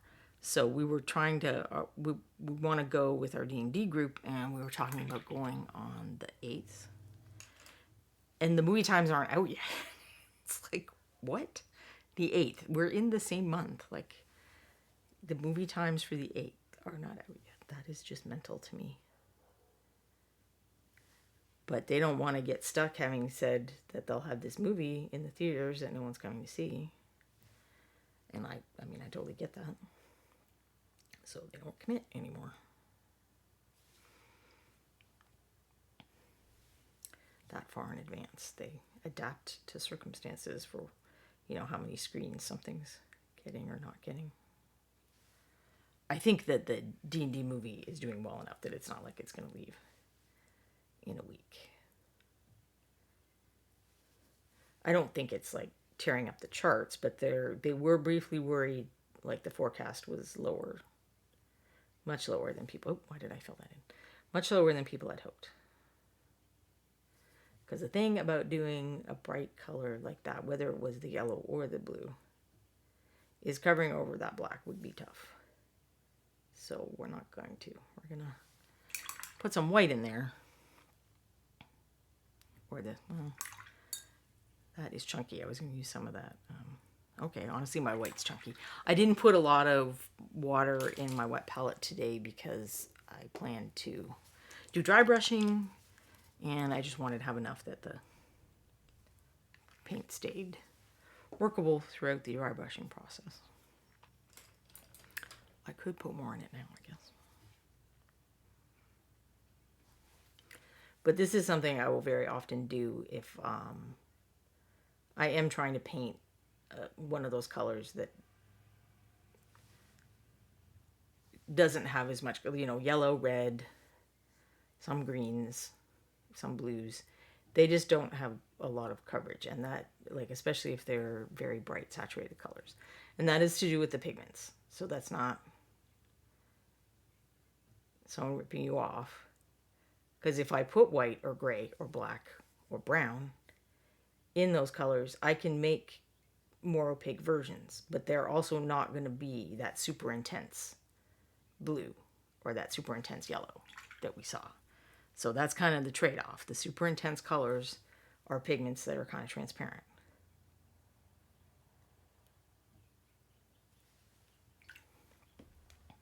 Since the bottom of the eye is also shadowed, I took too much of the eyeliner, as it were, away.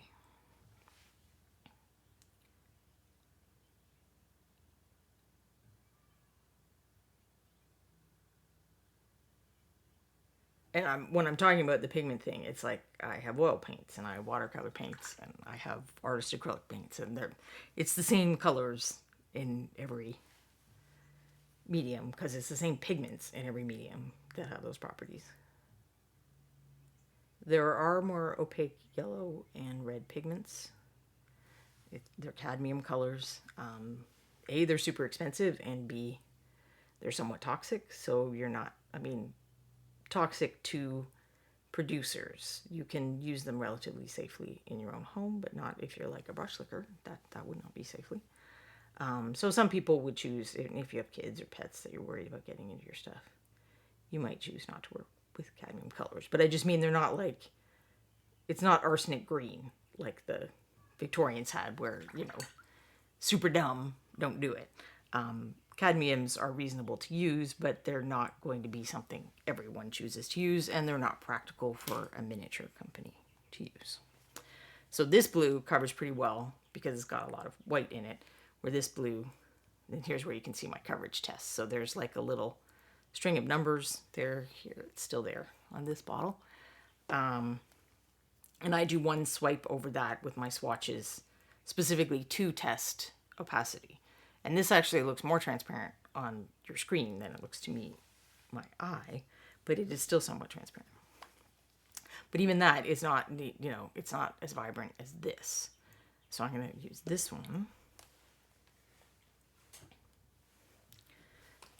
But a little of that turquoise. I think that will give us tealiness. Tyler the Tire doesn't know any brush lickers. Well, that's probably good. Hopefully people are dialing that back a little. I still do this a little bit, and I've tried to work myself out of it. Having this sponge that is not in the screen helps me a lot because I can form my brush tip on that. So I'll just give a little example of what I would do. So by form the brush tip, often what people would do, especially painting a detail thing like these eyes. So you might get your brush, and what I would often used to do is do that. And I'm looking right at it and seeing whether I'm getting a nice pointed tip, as well as I kind of know how much paint load is on there. But I get a lot of the same effect out of my damp sponge now. So I would instead kind of just spin it on the damp sponge. And then if I'm doing something really detailed and I need to test the paint load and I'm not sure, I can do it on the miniature, a bit of the base or something. Or the holder thing. So that is how I have tried to train myself out of finger painting, as it were.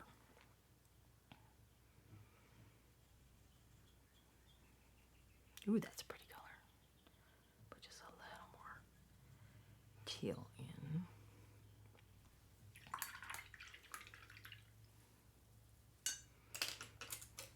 But there are some people that very much like the brush because you can form the tip. Now, if you ever really want to talk yourself out of it, if anyone listening is a brush licker, go look up the, what do they call them? Well, Fossy Jaw. Look up Fossy Jaw. And there's a name, so they used to have women paint phosphorus on clock dials and watch dials. So phosphorus is something that kind of glow in the dark, essentially. So it would allow people to look at their timepieces at night or in darkened situations and see what time it is. And women of the time period being used to kind of more fiddly and dexterous tasks, having smaller hands, they were mainly who worked in this factory, and they had brushes like ours, and they would tell them that. They would say, okay, form the brush on your lip. And that did not end well. That did not end well for people. Let's just say that. There's a Netflix movie, I think, where they have more info about that, or where they've dramatized it. But if you go to Wikipedia and look up Fossy Jaw, or was it the Radium Girls? No, I don't feel like it was.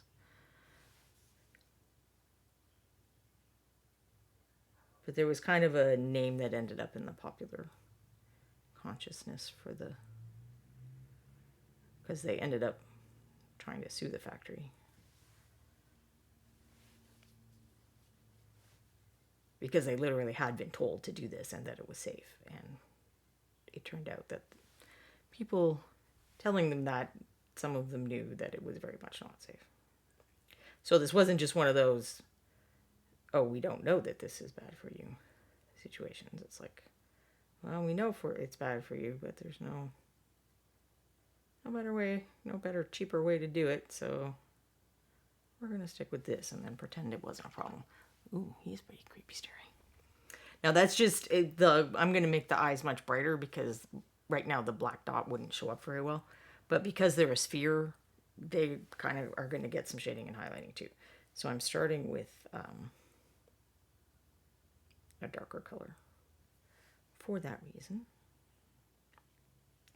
And even with the white, I'm definitely going to need 2 coats. You can see the coverage is kind of patchy. Hey, Gel Tip, how are you doing today?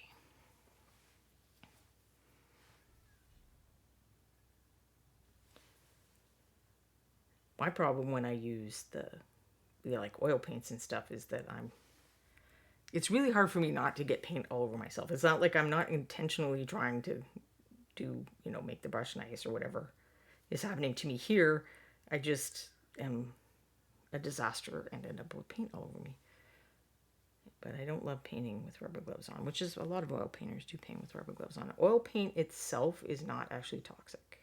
So a lot of people think it is, but when most people have problems, it's with the turpentine or odorless mineral spirits or stuff like that. But there are, several pigments that are heavy metals that you shouldn't, get all over your hands and at all, but especially get all over your hands and then eat lunch or something. So cobalts, I think, are not great to chomp on either. But paints will typically be marked. And these things are not in miniature paints. If for no other reason, then they're just way too expensive. It would not be financially feasible to use them. But also because I think, most people making miniature paints are aware that their products may be used by younger people or people who don't know this stuff or whatever thing. They're not going to put toxic stuff in there.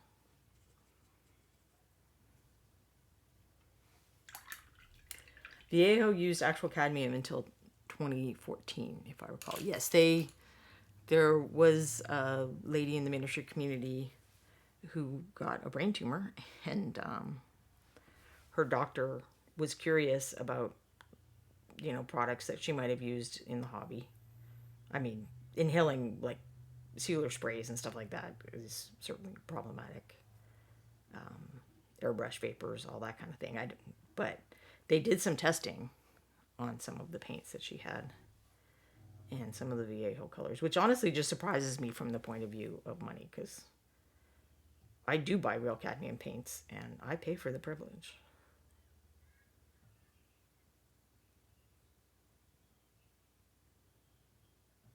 And there was discussion in Europe of disallowing them or disallowing the manufacturer, because it is more perilous to the people who make it, because it's if it gets in your lungs. So pigments are ground up powders.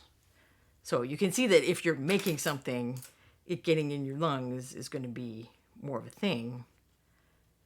Whereas if you're dealing with liquid paint, so don't airbrush with cadmium if you're not wearing a mask and having a booth and all that stuff. For sure. So Liquitex spent a lot of time developing these cadmium-free colors that are like supposed to be the same color. But then Europe didn't cancel it. What's funny about that is they cost the same, which I think is like, shouldn't part of the benefit of a cadmium-free color be it being less expensive? But I guess they had to do all the R&D and whatnot.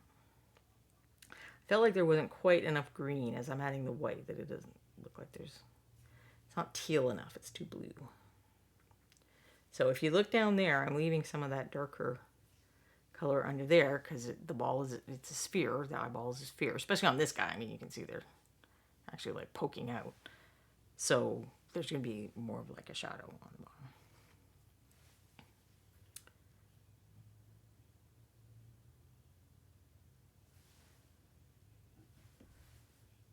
Sort of like gems, I guess. Well, I mean, gems are more transparent and light goes through them, but you know, like that.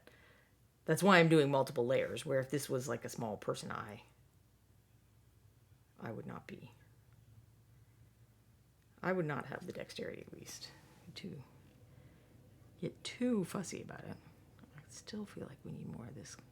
I'm going to just try this color straight up.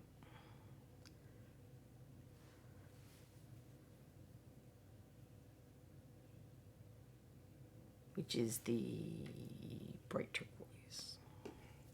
A very pretty color. That is not in one of the base Rhonda paint kits. That's one of the expansion set paints. Do I know which one? No, I do not.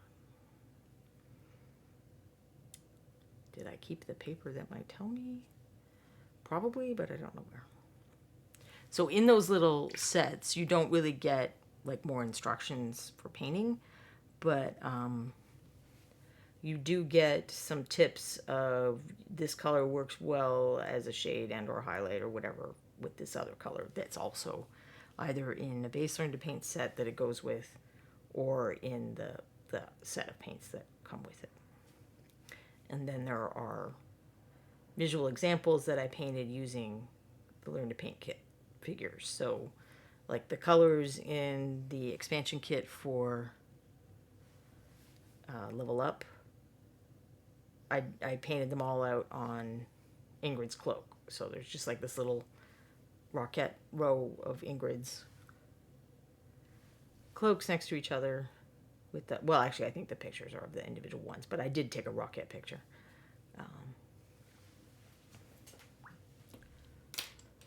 So, and that you can see some of the mixes that I'm talking about, where if you add this to that, it'll look like that. Oops. Sorry, I'm hitting the thing again. One day I'll stop doing that. Gray Mouser says cadmium is in cheap jewelry given to kids. Well, that's... my understanding is that they test toys and games that are intended for use by children pretty thoroughly, because there were problems with things that should not be in products. But yeah, if someone can save a buck by doing something that's ill-advised, there will always be people who will do that thing.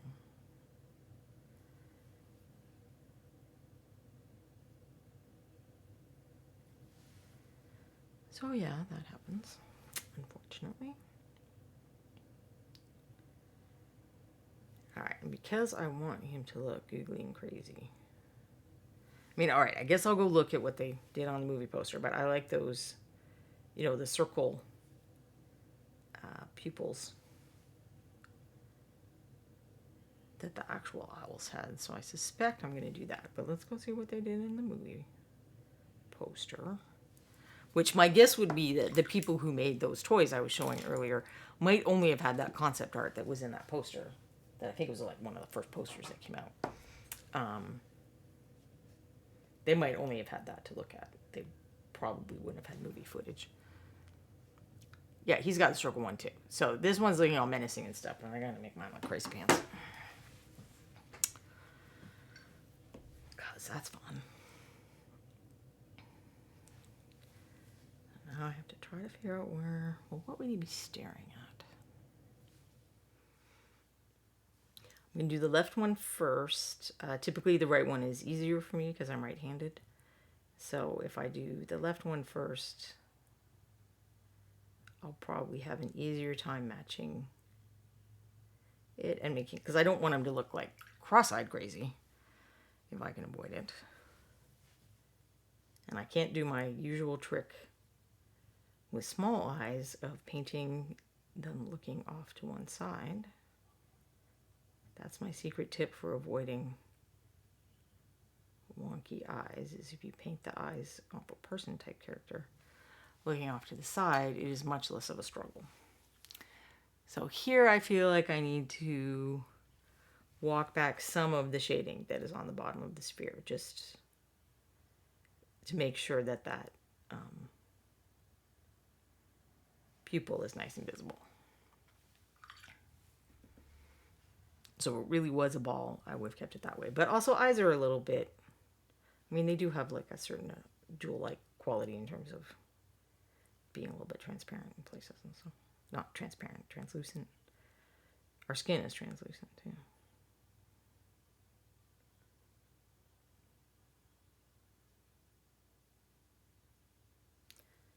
So yeah, it's too small, I think. Maybe it does look a little, well, not cross-eyed, the opposite of cross-eyed when your eyes go. I don't know what that's called actually. I'm sure there's a name for it. It seems like something we would have made a name for.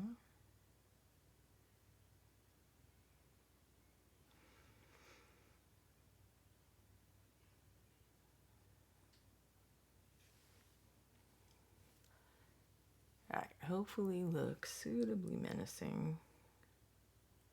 Yeah, I feel like this one looks like it's a little too far down, so I'm gonna paint it up a little there and then come back with my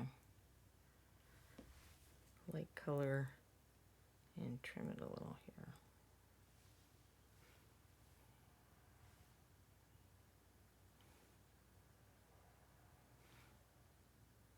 Yeah. It still looks like it's too far down, doesn't it? Alright, well, I'm sure we've all been there on the joy of painting eyes 4 million times over.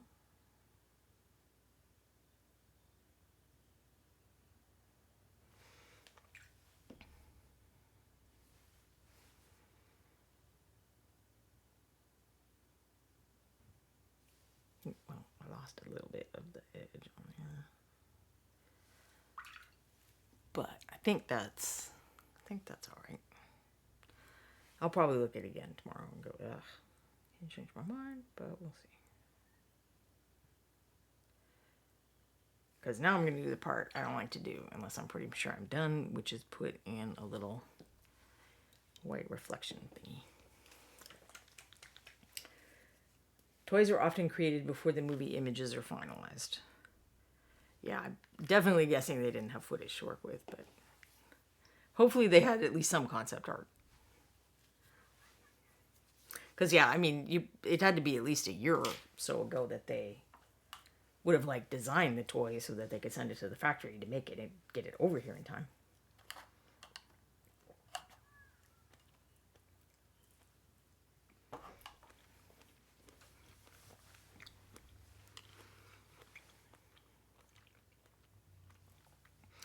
So Grandmaster's saying that they listened to a marketplace in Canada that a gold-looking bracelet would most likely have cadmium in it.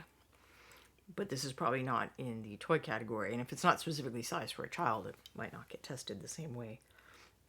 Did the thing that you listened to say whether that was actually a problem? That, like, is it inert in a metal like that? Or are you potentially actually absorbing some of the cadmium? This dot doesn't seem entirely circular.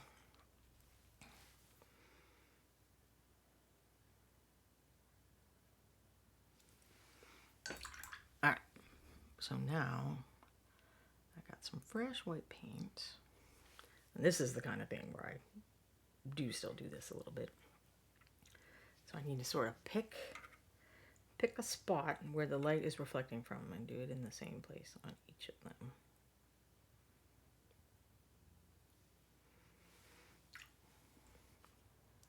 And this is one of those things, if you're having trouble doing like a fine dot or like those circles in the eyes, this is somewhere where you might want to add that flow improver. I think we talked about that a little bit last week, flow improver. If it's feeling like the paint is sticky and not coming off your brush, that's the kind of context in which adding flow improver helps. Where is my black?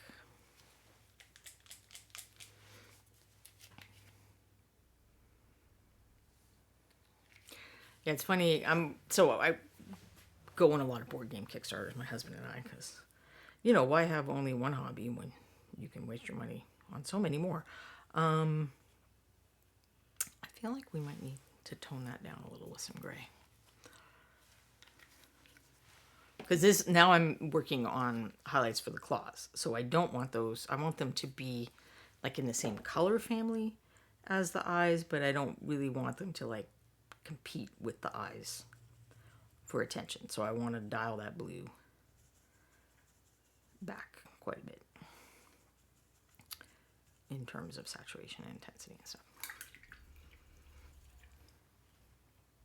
So anyway, we go on a lot of Kickstarters for board games, and many of those started. I mean, there were always a few problems where things were late or whatever, but the whole supply chain and all that stuff, the problems became much more apparent through COVID. And I still think it's kind of weird when people complain a lot about that, because I'm pretty sure it happened before. It's just Sears didn't tell you when they were expecting stuff, so if it didn't arrive in time, you didn't know it was late. They just didn't tell you about the stuff. And Fantasy Flight used to, like, they'd be like super vague about their dates. And I think it was the same thing. It's like, you just know you were supposed to get it at X time. Like, stuff was always delayed and late. We just know more about it now than we used to. Like, there's always going to be stuff like the Evergreen stuck in the canal and whatnot, slowing things down.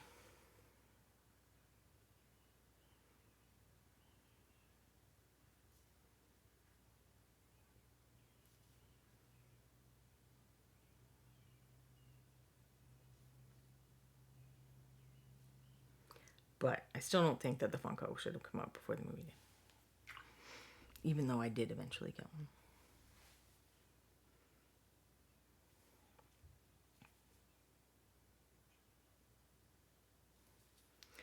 So these shapes, I'm trying to think about, where the light would fall and accentuate that kind of curved shape that will make it look more ominous and whatnot. But I also need to be careful not to, it's black. If I overdo the highlighting, that's how you kind of lose the black feeling of black. There's a little bit of white, or the gray plastic, I guess, really glowing in that nostril that I'm trying to reach.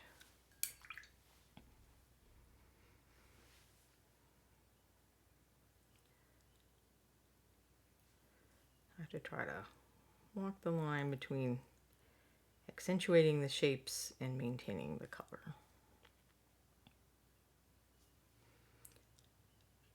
Which wasn't as much of a problem on the actual owlbear as it might have been, because the movie one's kind of gray, so I didn't have to sweat if it wasn't totally white. I just needed it to be light.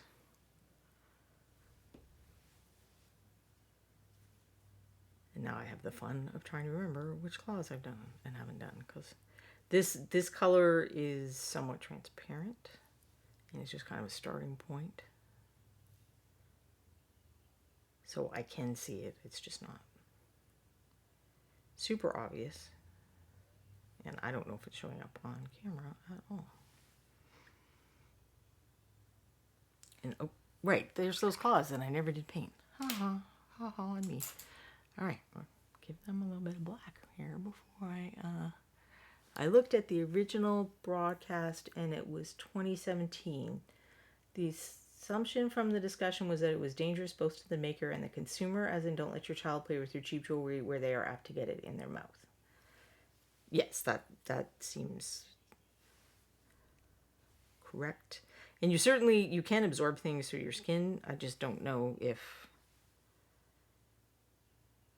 like I think lead jewelry or whatever doesn't absorb.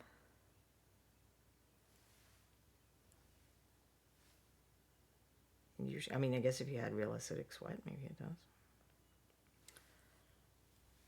Lead pipes and whatnot eventually cause problems.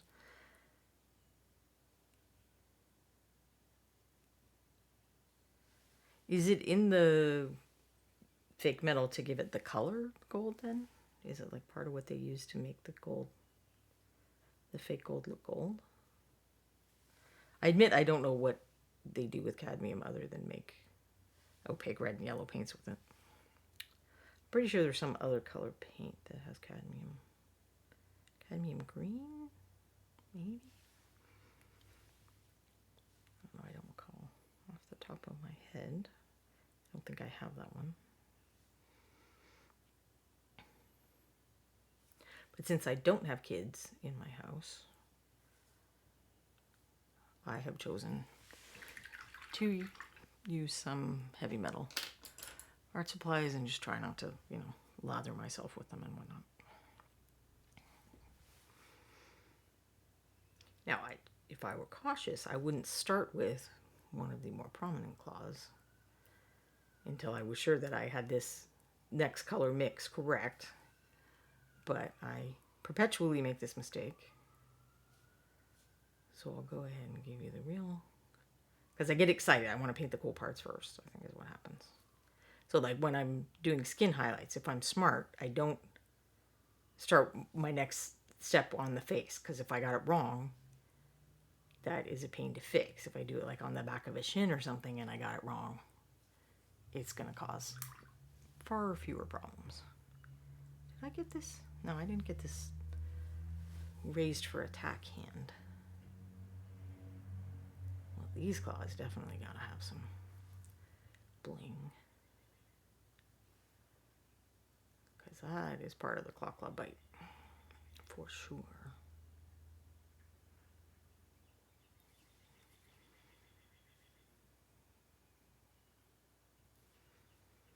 Now, was the movie that accurate? I don't know. But I did feel like there were a couple times when I felt the dice rolling.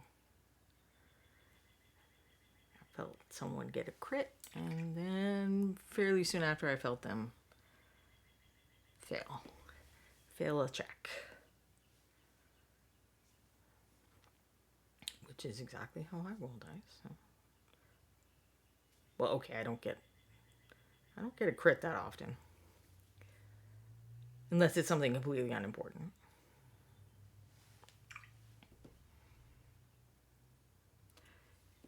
It always kind of irks me when you get like a 20 on.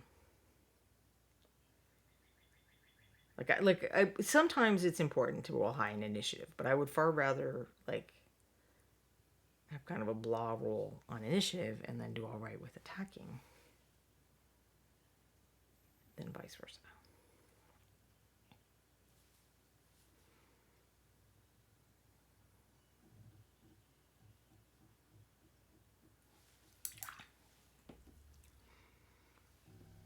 Julie. If you ever get a chance to play games with Julie, do it, because the dice love Julie.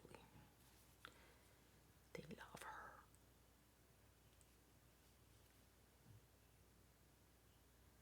It was pretty magical to see Julie roll dice.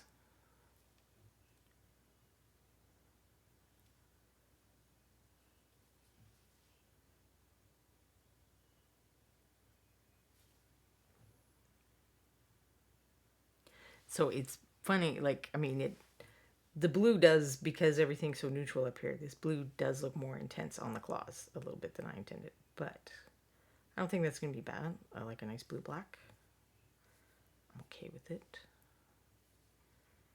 And if I finish and I feel like, oh, that's taking too much attention away from the face here, I can dial that back pretty easily. Love the paladin assist that the bard declined to take. The paladin was very much why I'm okay with not having a paladin in my party.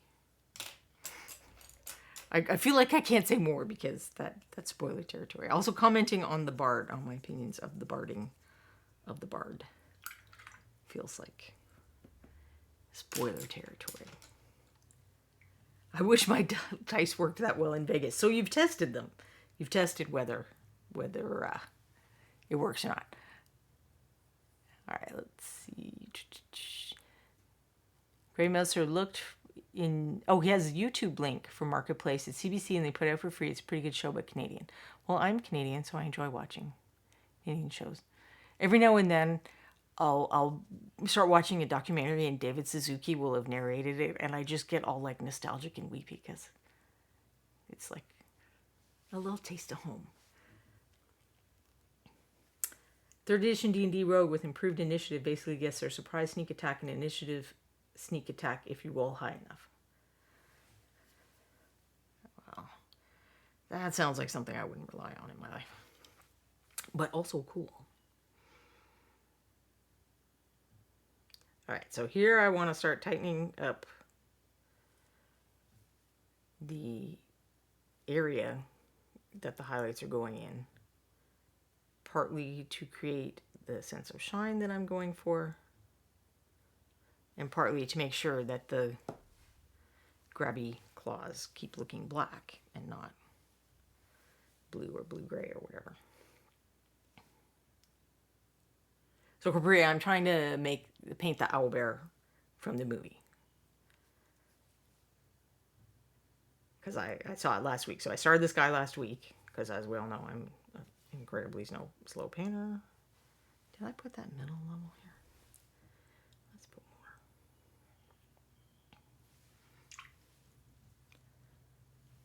more. And I thought that would be fun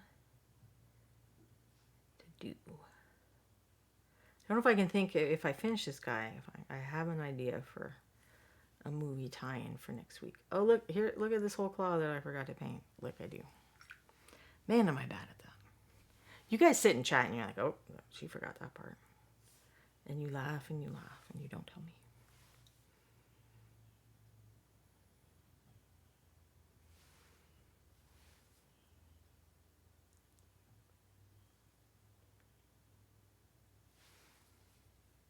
And what black am I using?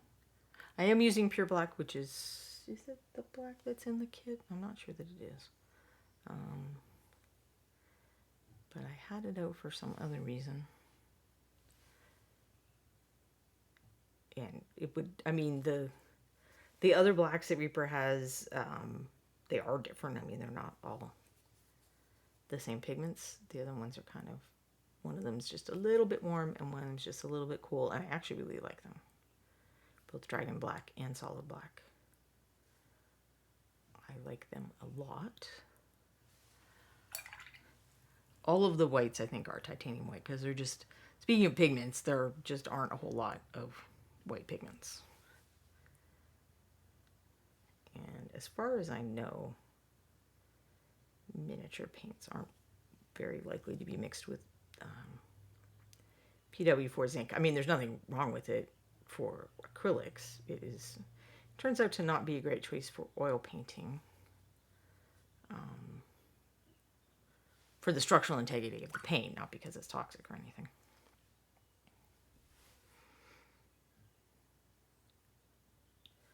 But it's fine on acrylics.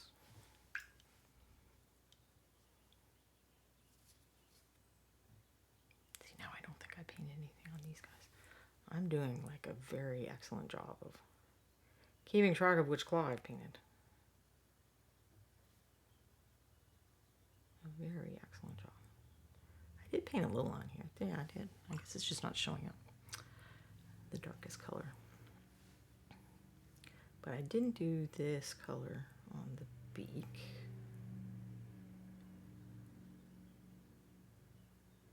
Get around that little nose hole. Nostril, I guess we call those, don't we? Probably even if it's animals, we call it a nostril. Although, do any of you watch Zfrank? On YouTube, he does these like series True Facts about various animals. Now, if you don't like swearing, don't go look up what I just said. But he's freaking hilarious. And he just put out one about the hippopotamus a couple of days ago. We watched that last night. And hippopotami they have nostrils that they default to closed, and then when they want to take a breath they open up because they spend so much time in the water. And that was just really kind of nifty. They're like sort of like an aquatic animal's blowholes, but not exactly.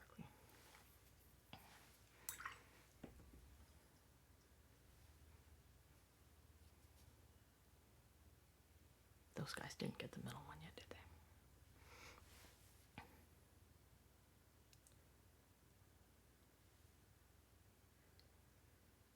I'm slightly less challenged when I'm doing this on my own and not streaming, but my ability to focus turns out to be a little bit challenged.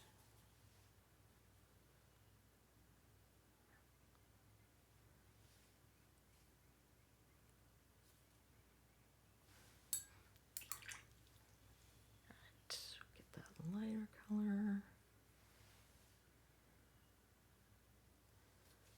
Put that on the beak and the blowhole.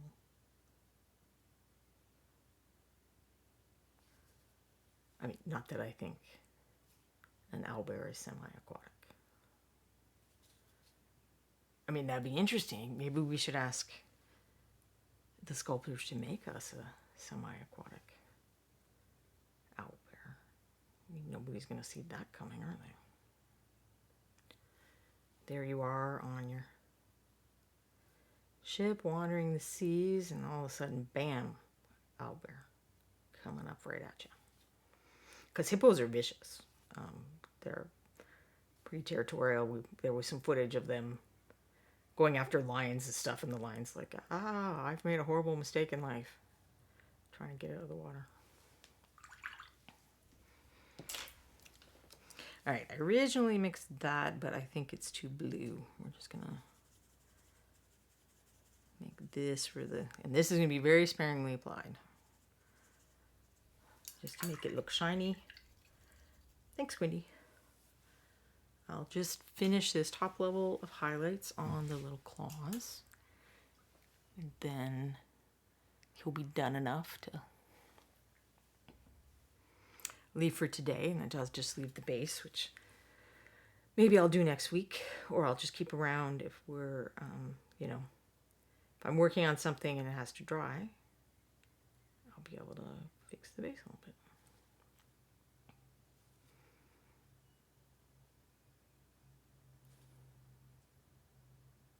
Did I miss something someone else said?